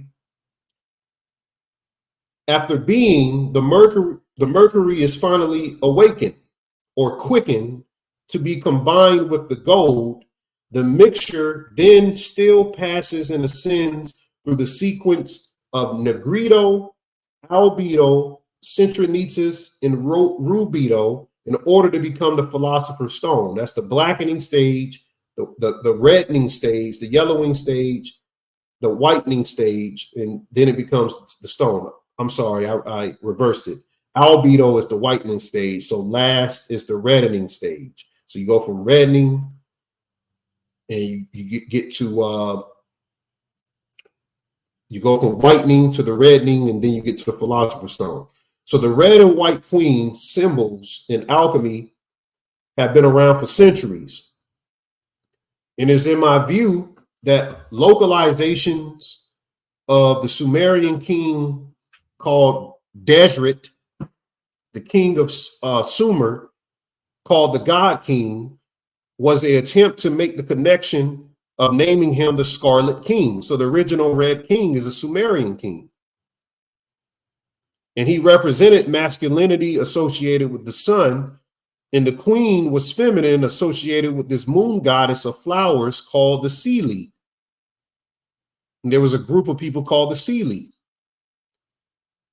So the chemical wedding happened between Seelie and the god king Desret. It was called the chemical wedding in history and has been frequently understood as one of the symbols of the great undertaking of alchemy, in which he explores through the albedo's quest and lore.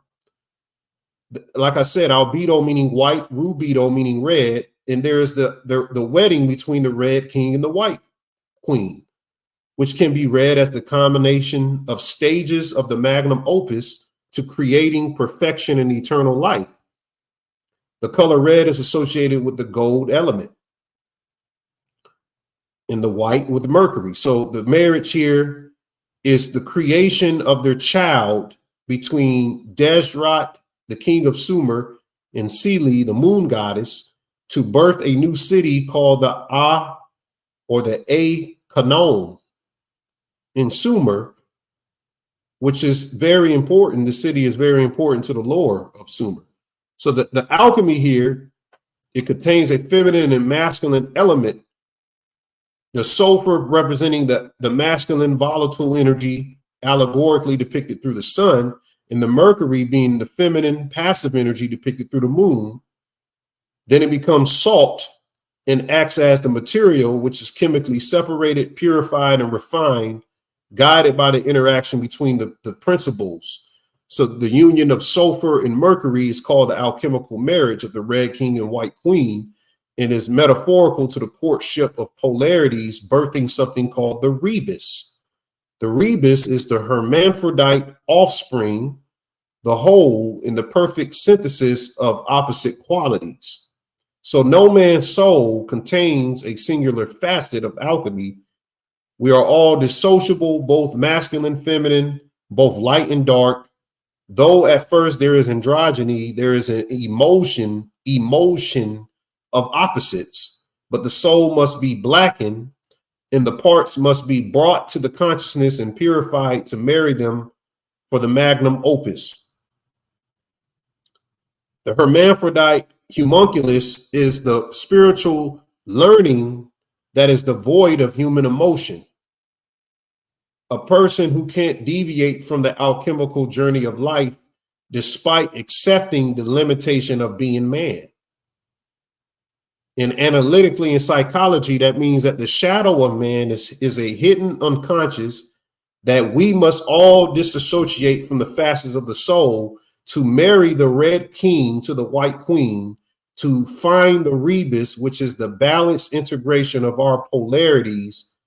So to deny the shadow is to deny the alchemical process. because the shadow in the integration of the polarities brings us outside of time and space, the universe being governed by constellations of malleable anarchy in existence. If one can defy logic and appear hypnotic to beguile our senses, ultimately it becomes an abstraction to a private psyche, each a new piece of knowledge which refurnishes the universe. And for the knowledge to be gained, it lingers like a nostalgia from an old perfume. So I'm just speaking about why and how this process worked for them and how it works for us. Somebody said blood and milk.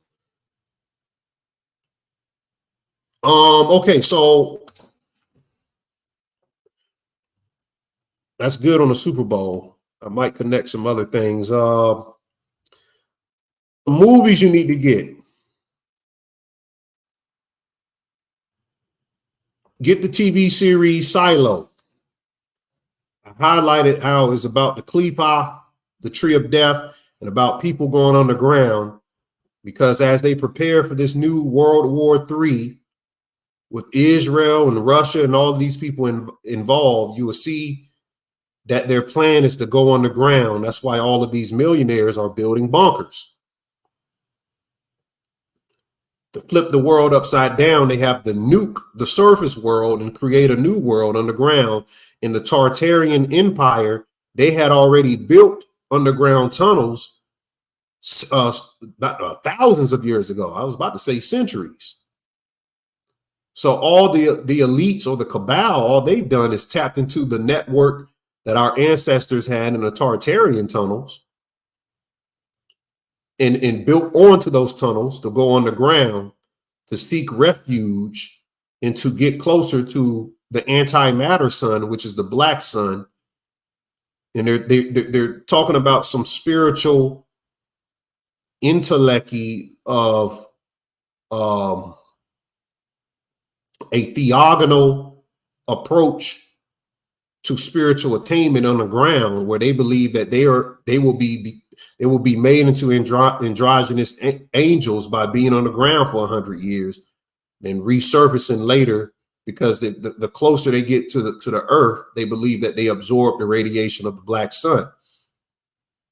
So it's all metaphysical. So when they come back out of the surface world, they believe that they will be born through the darkness. They call it shining darkness, and they will become the androgyne angels of the book of Enoch, the watchers, when they come back to the surface world. So they believe in all of that. Yeah, the actual shining darkness is melanin, esoterically. You're absolutely right, Lance. So you have that going on. Get the movie Parallel. It's not out yet. It's going to come out soon. But it's about a woman whose house was made upon a Native American grave. And there's all of these separate multiverse dimensions of herself and her husband and his brother. And every time they meet another version of the multiverse quantum body, they find out information about how to escape the maze. And it's just amazing. It's an amazing trailer. When you go and check the trailer out, you got a lot of science in it. We talked about it on Patreon. Now they just came out with the Bob Marley movie yesterday. I haven't seen it, but I will be looking at it to break down some symbolism in it. Call it One Love. It came out on Valentine's Day, so we'll see what type of rituals and things they have in it. But go see the Bob Marley movie. And we've been saying Justice League, Infinite Worlds. What's it called? Infinite Crisis is another one you need to check out. Is it Infinite Crisis? Crisis on Infinite Earths. That's it. the crisis on infinite earths. Let me pull that up. Hold on.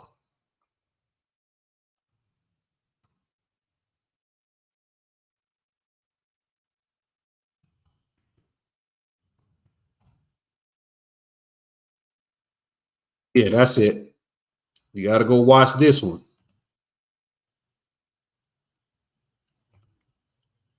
This is the one right here. Hold on, this ain't it. What the hell is this? It's a cartoon version. So they came out with a Crisis of Infinite Earths on TV. I need to go check that out. So there's a TV version of it. I didn't even know that. But I'm talking about this one right here. This one right here, man. This was some science. This was some science.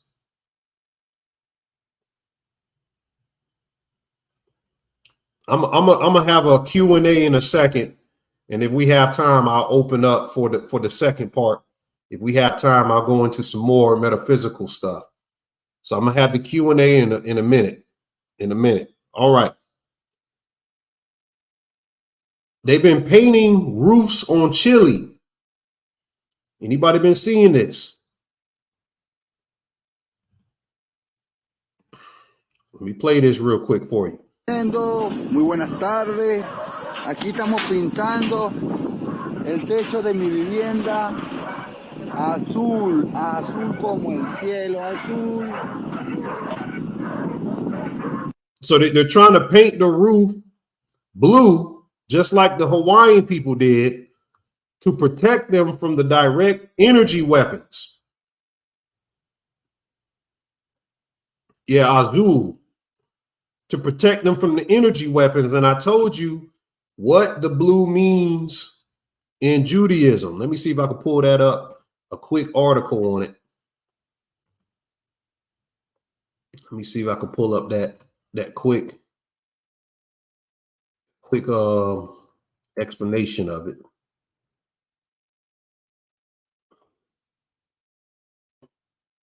Hold on 1 second, guys. Here it goes. Okay. The blue says one of the major themes of the Kabbalistic system is that the last gradation of Malkut is the mythical personification of the people of Israel, and that her biography symbolizes their history. Malkut not only represents, but also protects the Israelites from the possible harm on the part of the surrounding non-Jews, which they're talking about the Gentiles. According to the myth of the Teklet, I talked about the history of the Teklet, how it's connected to the head of Cthulhu.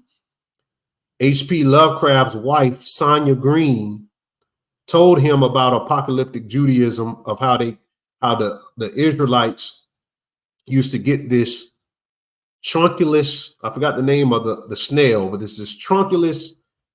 It's another part of the name, but it's called the Hilazon, and they will boil this snail that resembled the head of Cthulhu.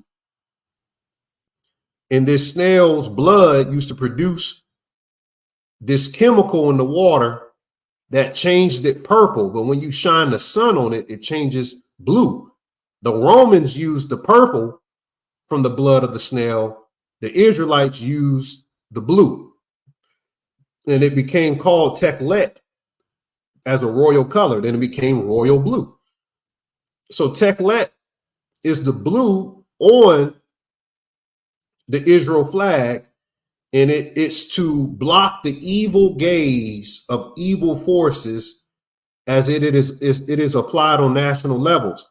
That is, the covering of the JWS, particularly by blue objects, serves as protection from what is believed to be a danger from the nations of the Nine, who are sometimes considered in Kabbalistic texts a earthly manifestation of the evil forces. This covering resembles the metaphor of being under the wings of the Shekinah, the divine presence. So it's saying that the Shekinah is this divine presence, and the blue is the divine presence that's connected to it. And also Lilith connects to the blue. So these people are practicing without knowing, by painting their house or place the blue, they're trying to hide from these direct energy weapons using apocalyptic Judaic science. Now they're coming out with Godzilla in a couple of months. Godzilla, he shoots this blue radiation, and I'm telling you right now, it's all Israelite Kabbalistic science of why he shoots this blue radiation from his mouth. And the whole thing about going under the earth, they go into the earth. You see this portal right here. This is in the preview of the new Godzilla movie. What's the name of that movie? Godzilla new movie, The New Empire. Godzilla and Kong, The New Empire.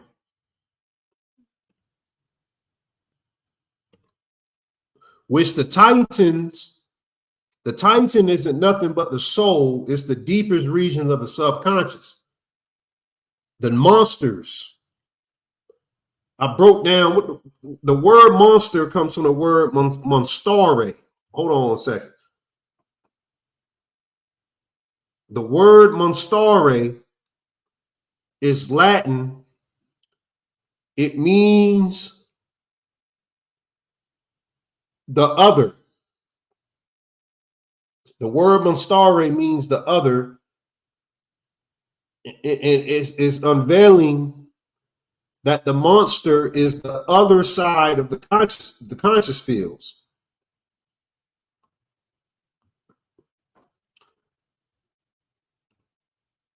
So it's something we're trying to understand.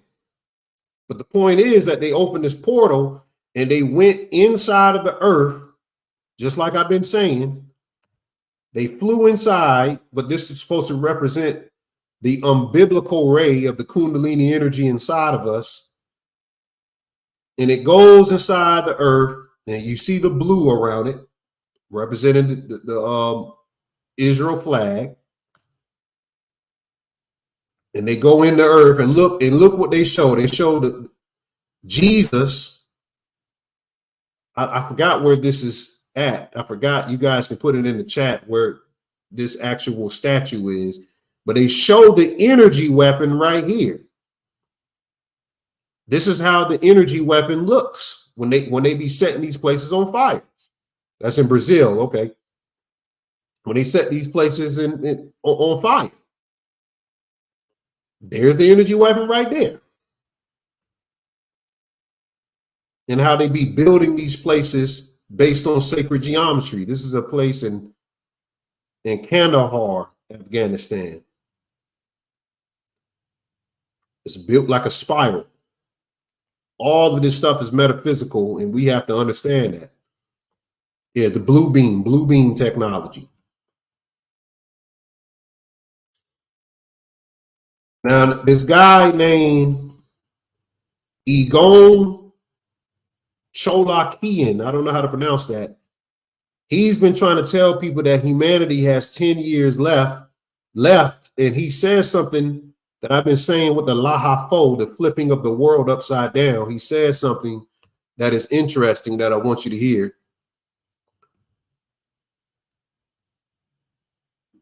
Soon we will enter an era where there will be no internet, no television, or telephone service. We will plunge into chaos, where your money, your empires, and your power will lose all significance. The sole concern for you and your loved and dear ones will be simple survival. However, in this impending scenario, you will sadly realize that you can no longer change anything. All right, he's gonna talk about some other stuff. Okay, let me put the StreamYard in here so I can open up for Q&A. So when I close out, I can gauge what time I have left based on who has questions and who don't.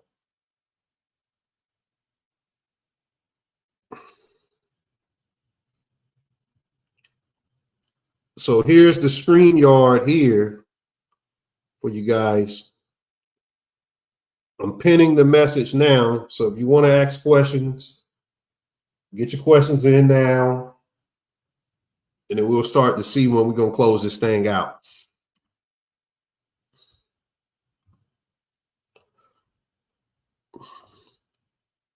Make sure nobody pop in. Hold on, let me start to exit some of this. You said, what do I think about Kanye's black mask? I don't really care, you know. I don't really care.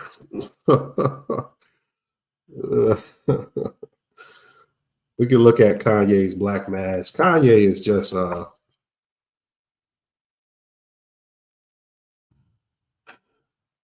he's a lot of stuff. I don't know. I don't broke down Kanye's too much. No, it had a cross on it, in it. They just took down Kanye's Vulture album. Remember I spoke about the Dark Phoenix? I spoke about the Dark Phoenix, and a vulture is a carrion feeder, just like a raven. And they took his album down. They messing with Kanye a whole lot. I guess this is the black mask y'all mentioned in there. It's supposed to be the Jason mask. So I think it represents, because he's wearing the Jason mask, it represents murder that's coming, but it also represents you should look in the months July, August, September, October, and November, because that is what Jason is as an acronym. Which we know this is an election year, so we're gonna have stuff going on. All right, we got somebody coming in. Lynn, can you hear me? Yeah, I can hear you. How you doing, goddess? Doing great. I love being able to join these. It's really tough for me, but this is amazing. I love all the information that you put out. I think it's great. Thank you so much for your time. There's no problem. I'm here to do this. I told someone last night that I'm here, you know, to serve my reason for being here. So if I can help, that's what I'm all about. So did you have a question or anything to share? No, not at this time. I'm sorry. This is my first time joining the actual stream to chat. Oh, okay. Okay, I was just making sure. I just want to make sure. Feel free to comment anytime you feel. Kimmy says, the black dot, what is your opinion with the X mark the spot? Do you feel pyramids will be activated? Well, your body is the pyramid. Your cosmic body is the pyramid. The pyramids out there is just a representation of what's inside of you. They ain't those pyramids out there don't mean really nothing. You know, it's just a representation of the physics inside of us. But the black dot within itself, which is correct, X mark the spot. It represents something called the Bindu seed or the Bija seed. So heaven's energy usually charges the right side of the brain, while Earth's energy charges the left side. And there's parts of the cosmic body where those forces collide and form a union, which is called chakras. That's the secret of chakras, really. But the Bindu seed is the primordial place that came out of the void that connects us to superconsciousness. So all of the science of metaphysics has been connected to the Bindu seed since the beginning, is one point where all things return and come out of. You say, have I taken the shrooms by myself? Absolutely.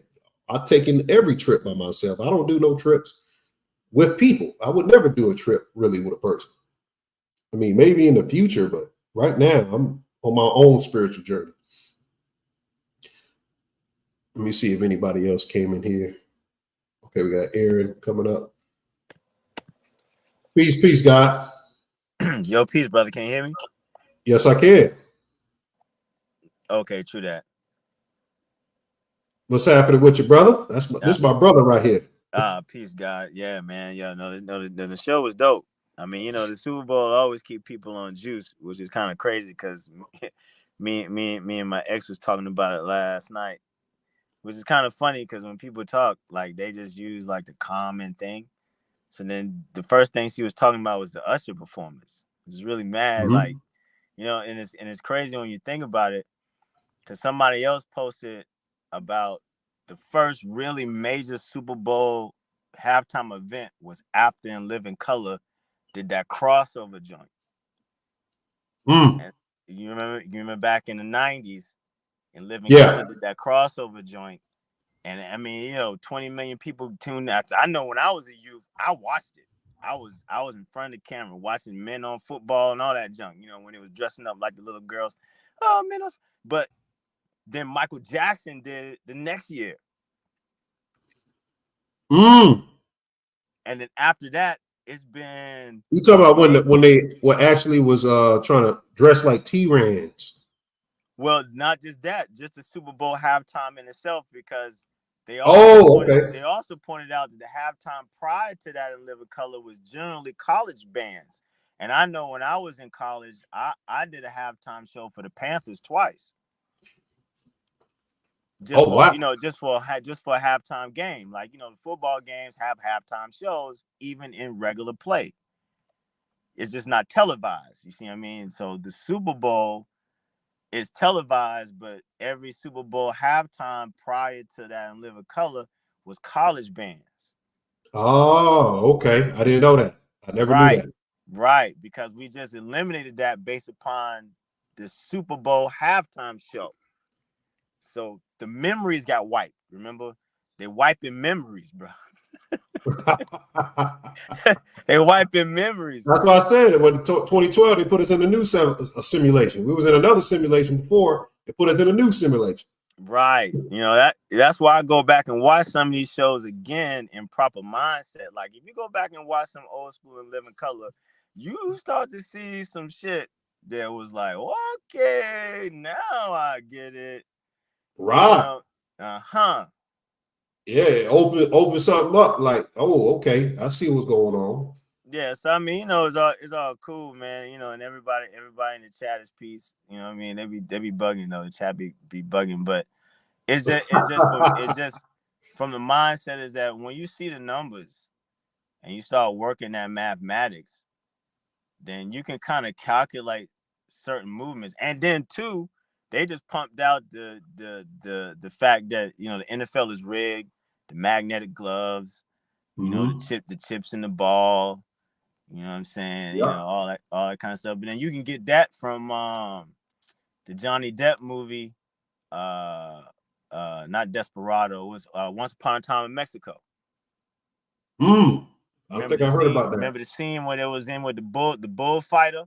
And he was like, well, you know, everybody got a good chance of winning unless the game is rigged. And your boy hit the button and the bullfighter's jacket caught on fire and then the bull got him and he won all that money. I never seen this movie. I've never seen it. That's interesting. Once Upon a Time in Mexico, you never seen that movie? Nah, I haven't seen it. Oh, you got to get on Desperado, bro. That looks like the same dude from Zorro right there. That same dude from Zorro, isn't it? Guess who that is? That's Selma Hayek and your boy. I'm talking about the Antonio guy. That's the dude who played Zorro, isn't it? Yeah, Antonio Banderas. Look, man, Antonio Banderas, man, let me tell you. He in it with him. Like the Spanish got their own thing too. Like it's crazy how you got a lot of Latino followers here, man, but they're not pumping in no knowledge, man. Look, check it. We ain't got too much of a language barrier, but you know, you gotta get us in with the cholos and all that stuff. I seen one movie that was talking about the Santeria and the cat. Yeah, that was another one. I meant That was another movie on my list. You just reminded me. I started it, but I haven't finished it yet. But there's a Santeria movie that just came out with Terrence Howard in it.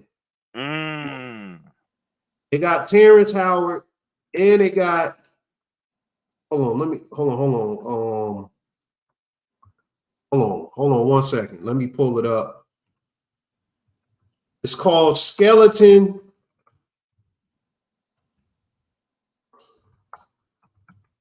in the Closet. 2024. Skeletons in the Closet. Brand new movie that just came out. Got Terrence Howard, Cuba Gooding Jr. in it.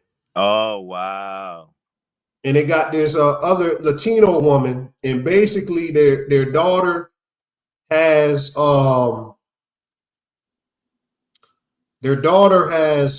cancer, and Terrence Howard goes to a Santeria priest to pray to, what's the holy death called? Santa Muerte. Yeah, Santa Muerte, and the guy tells him that you have to give up something, and basically the spirit starts chasing him in the movie. But it looks real good. I started it. It seemed like it's good, but I got to finish it, and I'm gonna do a breakdown on Patreon about it. Wow. Skeletons in the Closet, everyone. Yeah, see, that's deep. You see what I'm saying? See all that stuff, you know what I'm saying? That's what we gotta fight, that battle, you know. We gotta, because I mean, you can get it from certain things. Like I said, a brother in the chat, when he was talking about Brazil, he said they practice witchcraft, but no, it's candomblé. And candomblé is nothing but Palo. Palo is Santeria, right? Santeria is Mukambu. Mukambu is Ifa. Well, Palo is something different. I told people Palo, we used to think was the dark version of Santeria. No. That's what I'm saying. That's what books say. Okay. Books, they'll tell you that Palo is the dark form of Santeria, but we did a lecture on Patreon, what is it, a couple of weeks ago. We broke down the Patti Pimbas. We broke down all of this type stuff, but we figured out that this thing is Olmec and Congo combined. Right. And it even, I don't know how it got to Cuba. Yeah, because it looks like the Veves. Yeah, it's like the Veves, but and then it goes Congo from cosmology. Yes, Congo cosmology is Zambi, and all of these different deities, but that picture in the middle it's like just interesting. Dogon. It probably is, but it means that these people have been communicating with each other. We trying to separate it, but you can't separate it. No. Yeah, I got an elder that keeps putting me on the Olmecs hard. Yeah, the Olmecs, I'm telling you, there's a book that came out. Matter of fact, I meant to show y'all that. There was a book that I always highlight by Lee Plungian, and there was a quote in the book. I gotta go to the bottom of the library. And they saying in the book that the Olmecs were teachers to the Egyptians. Not to say that they taught the Egyptians everything, but just like how we have like universities, and we may have somebody come over here. Right. Here it goes right here. Says the Maya stages doubtless and reached similar conclusions that they called their country Mayak. The land first emerged from the bosom of the deep, the country of the Shute, and the Egyptians, according to Herodotus. Herodotus was the number one, he's like a reporter of history. Right. And he says that he boasted that the ancestors of the Maya people, which is the Olmecs, in the lands of the West were the oldest men on earth. Right. Well, you go back to see the elders got me studying Naphtha Plata. And see, Naphtha is Yeah. the oldest structure, older than ancient Egypt. Naphtha. Right. So Right. you got to think about that civilization that was there, and where did they go to, and expand and all that good stuff. Because that's right around South Africa, Zania. I think you're right. I think you're absolutely right. But we just be separating it. But we got to understand it used to be all connected. Right. And these people just different groups based on the epistemological spaces. We developed ethnicities. We used to be able to telepathically communicate. Yeah, that tribal. But now now we had to communicate a different type way, which is using the vibrations through the tongue. The tongue is supposed to represent the serpent. The upper region of the mouth is heaven. The lower region of the mouth is the underworld. Right. And the teeth represents rooms. I showed that before, but we had to develop a new way of communication, and then we got separated in the vibration of developing these new ways to communicate, because everything's communication. Right. That got you to the Tower of Babel. Right. Consciousness is communication. Exactly. So we got separated, and then we had to talk in these languages. Then later, the land reformed the phenotypes and the body, all the structures of the hair and all of this. So we started to not identify with one another for being in these different land regions where the air density is different. So it impacts the symbiotes on the genetics, where it changes how you look. And then the skin color comes in, and that was the last addition to it. But we were all once a part of the same aspect of consciousness, and we got separated. And now these spiritual systems are missing fragments, or what you call fractals of the harmonome. The harmonome is the one vibrating omni-conscious field. It's called the harmonome. These spiritual systems are nothing but fractals of it. So you never get from one mythology to full story. You got to put it all together. You got to keep using it all. So you're absolutely right, brother. Now here's a question. Did you get a chance to check that video out that I sent you? Which video? The one that I texted you the other day. Yeah, I didn't finish it. I can't even remember. I'm sorry. I don't look at some of the melanin sign. The melanin, yeah. The chips. What did you what happened in it? The podcast one that I text you with the science. Yeah. Talking about how light, magnetism, and water, and how they connected and created, and with the melanin, and they create the universe. They create the reality that we see based upon the light vibration and what light comes through. Yeah, but you gotta. Yeah, what I'm gonna do is I'm gonna look back at it, and we're gonna have a discussion about it on Patreon this week, because I got to look back at it. I was trying to look into the Super Bowl. I looked at it that night that you sent it to me. I was listening to it in the car, but I never went back and finished it. Yeah, I mean it's 2 hours and 50 minutes, but I mean that ain't shit. All right, but see, all together, they're not trying to tell you what you already know, but the scientists is really just crushing all that information based upon the simple fact that a lot of that stuff that's coming out is bullshit, is what he's saying, because he know that this reality is being created and manipulated by frequencies of light, water, and magnetism. Absolutely, yeah, absolutely. We know that. So he says you have the ability to be able to, do the things we was already talking about. Somebody asked you what was the name of the spiritual system you mentioned. Probably that Combuela. There's Condable. Yeah. Yeah, Macumba. There's Palio, of course. Santeria, Ifa, Haitian Voodoo, and Benin Voodoo. They're different. Right, and I was talking about Palo Mayombe. Palo Mayombe, Palio Santo Mayombe. Yeah, but they all deal with the entities of the Netaru anyway. Right. No. Yeah, teachings of the Neteru, which is just nature, the natures, nature and nature.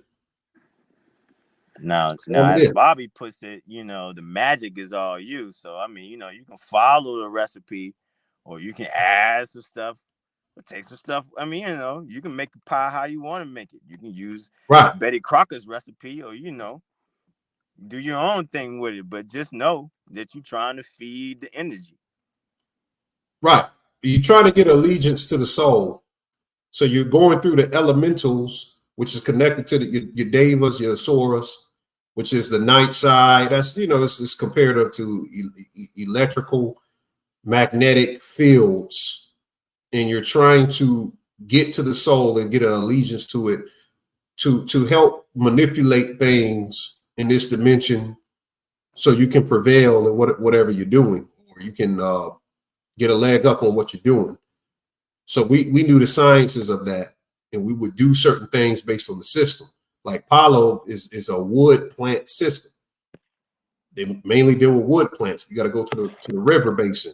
You got to collect enzymes from the bottom of the river and get these things. But the purpose is to understand it. Oh, you said my mic is low? Can you hear me? No, he said my mic is low. It's probably better now. Oh, okay. Well, y'all should have been said that. Y'all be late saying shit. Yeah, I'll be on my phone. Like, this is the only night I got off, so you know I'm just bugging out. I don't know why nobody else is on the stream, y'all. I know people got more questions. To chime in, Yeah, I saw some people man. asking questions.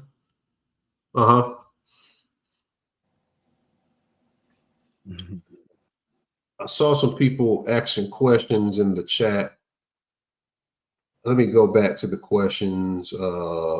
So many. Okay. Wow, druids. Wow, they're going way deep. Now the druids ain't nothing but Dogons. They travel through the hidden tunnels. Hold on, I'm looking for questions. Y'all make sure y'all make a donation to the channel, and I might do a birthday show. My birthday's on the 28th. I might do a birthday show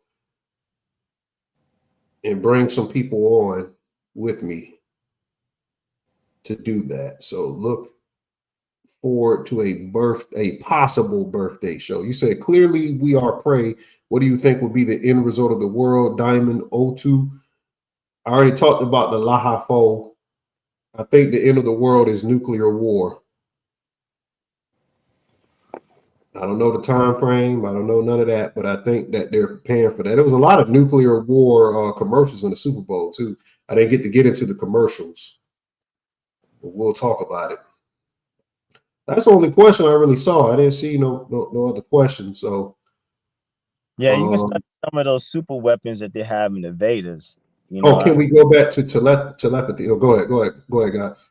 Yeah, because when you was talking about the because there's a weapon that Hanuman has, is the disc, and they it's the Sudarshan disc, right? And they consider that to be the nuclear weapon.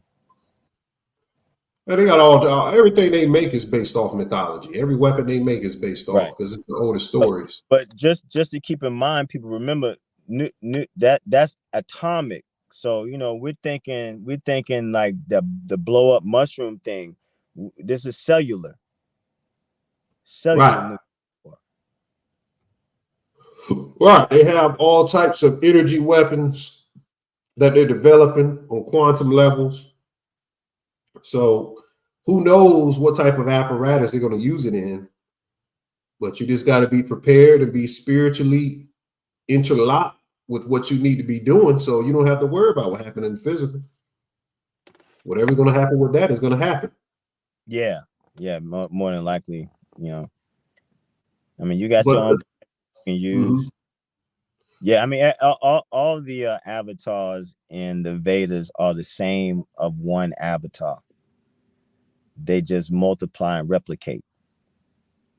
Outside of Hanuman was the only one that started from an actual position and created his position through Vishnu. Right. Hanuman's story a little different than Yeah, I'm Purana Vishnu. Hanuman represents in my mythology of myself. I always will have a friend that's close in my life, which I already know the friends that it speaks about in the mythology that will, you know, take a leap of faith for me, or take step in front of the not so to speak the gun, but they will sacrifice just for me to be straight. That's the mythology of Hanuman and Vishnu. And the Purana Vishnu is like, I think, like the 8th avatar form of them. So we have different avatar forms of these deities, and we play out the forms of the deities in our lives all the time. Yeah, here's one for the chat. Get this book, The Threefold Lotus. Who's the author? I can't remember the author off the top of my head. It was a book that Professor James Smalls had referenced to me. Okay. So one for the chat right here. The Threefold. Yeah, I like them to get the author. I see the book right here. Mm-hmm. The author is translated by Mushiya Shinozaki and David C. Earnhardt.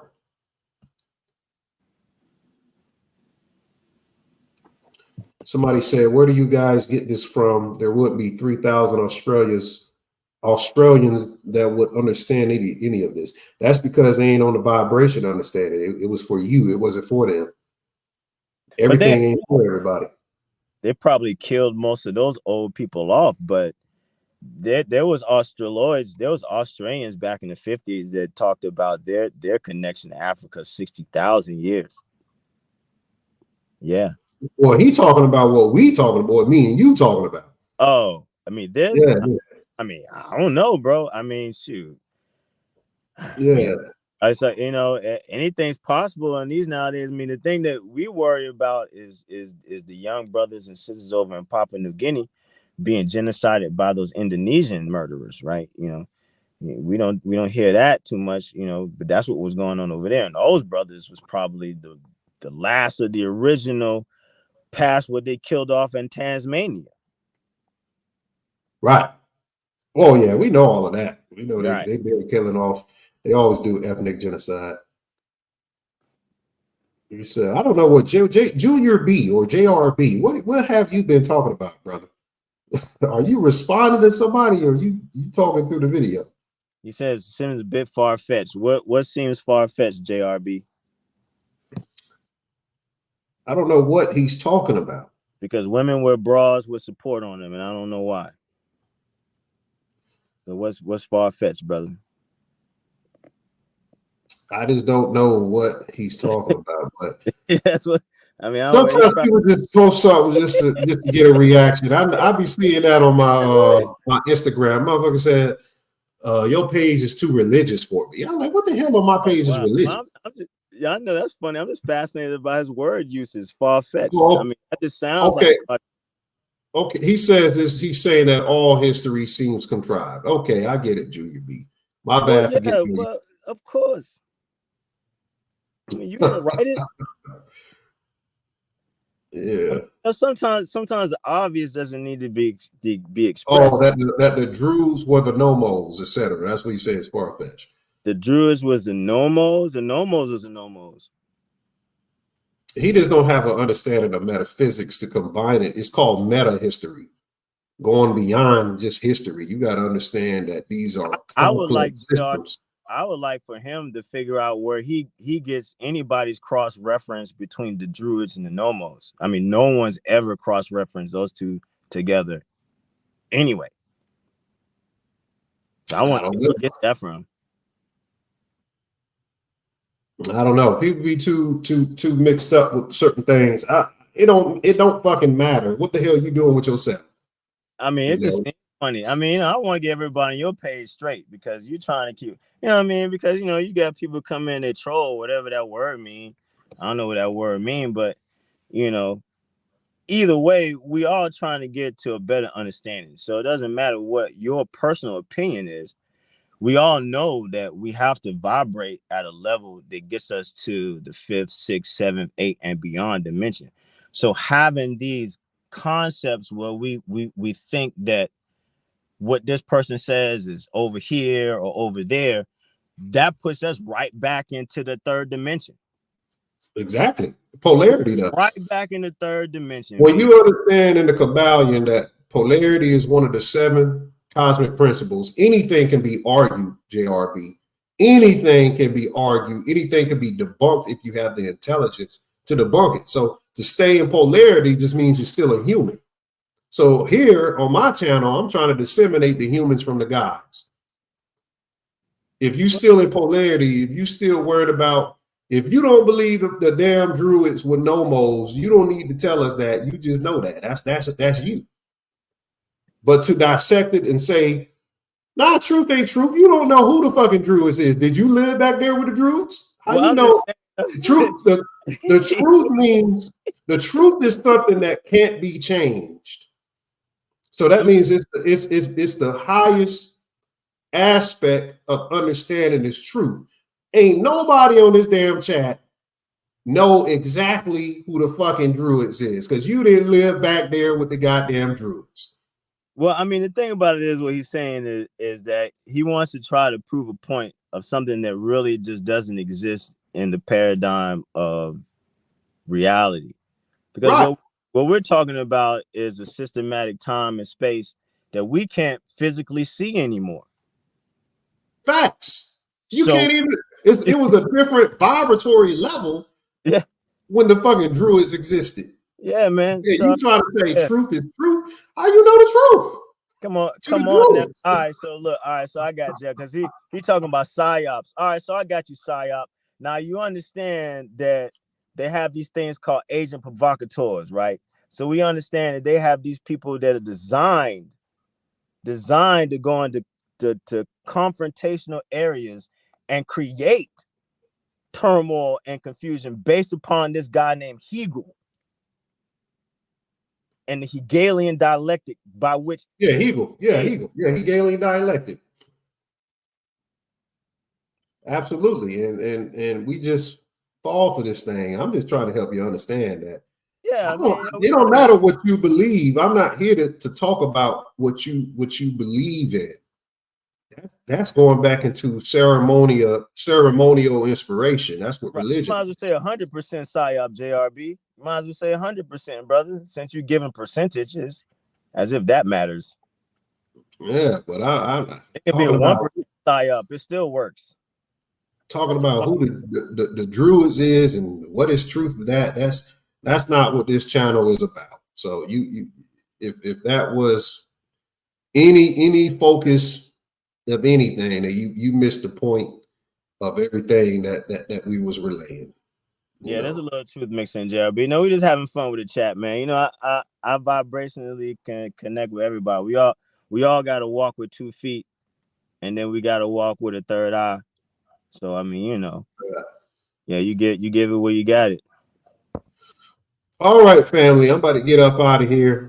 I don't see that much left. I hope you guys enjoyed the video. Appreciate you coming on, brother. Go to Patreon, patreon.com/THE_spiritual shade room. Email me for the sacred plants, and we will be back next time to chop up game. Ashe to the ancestors, Aaron Poya. See y'all next time. Namaste. Peace.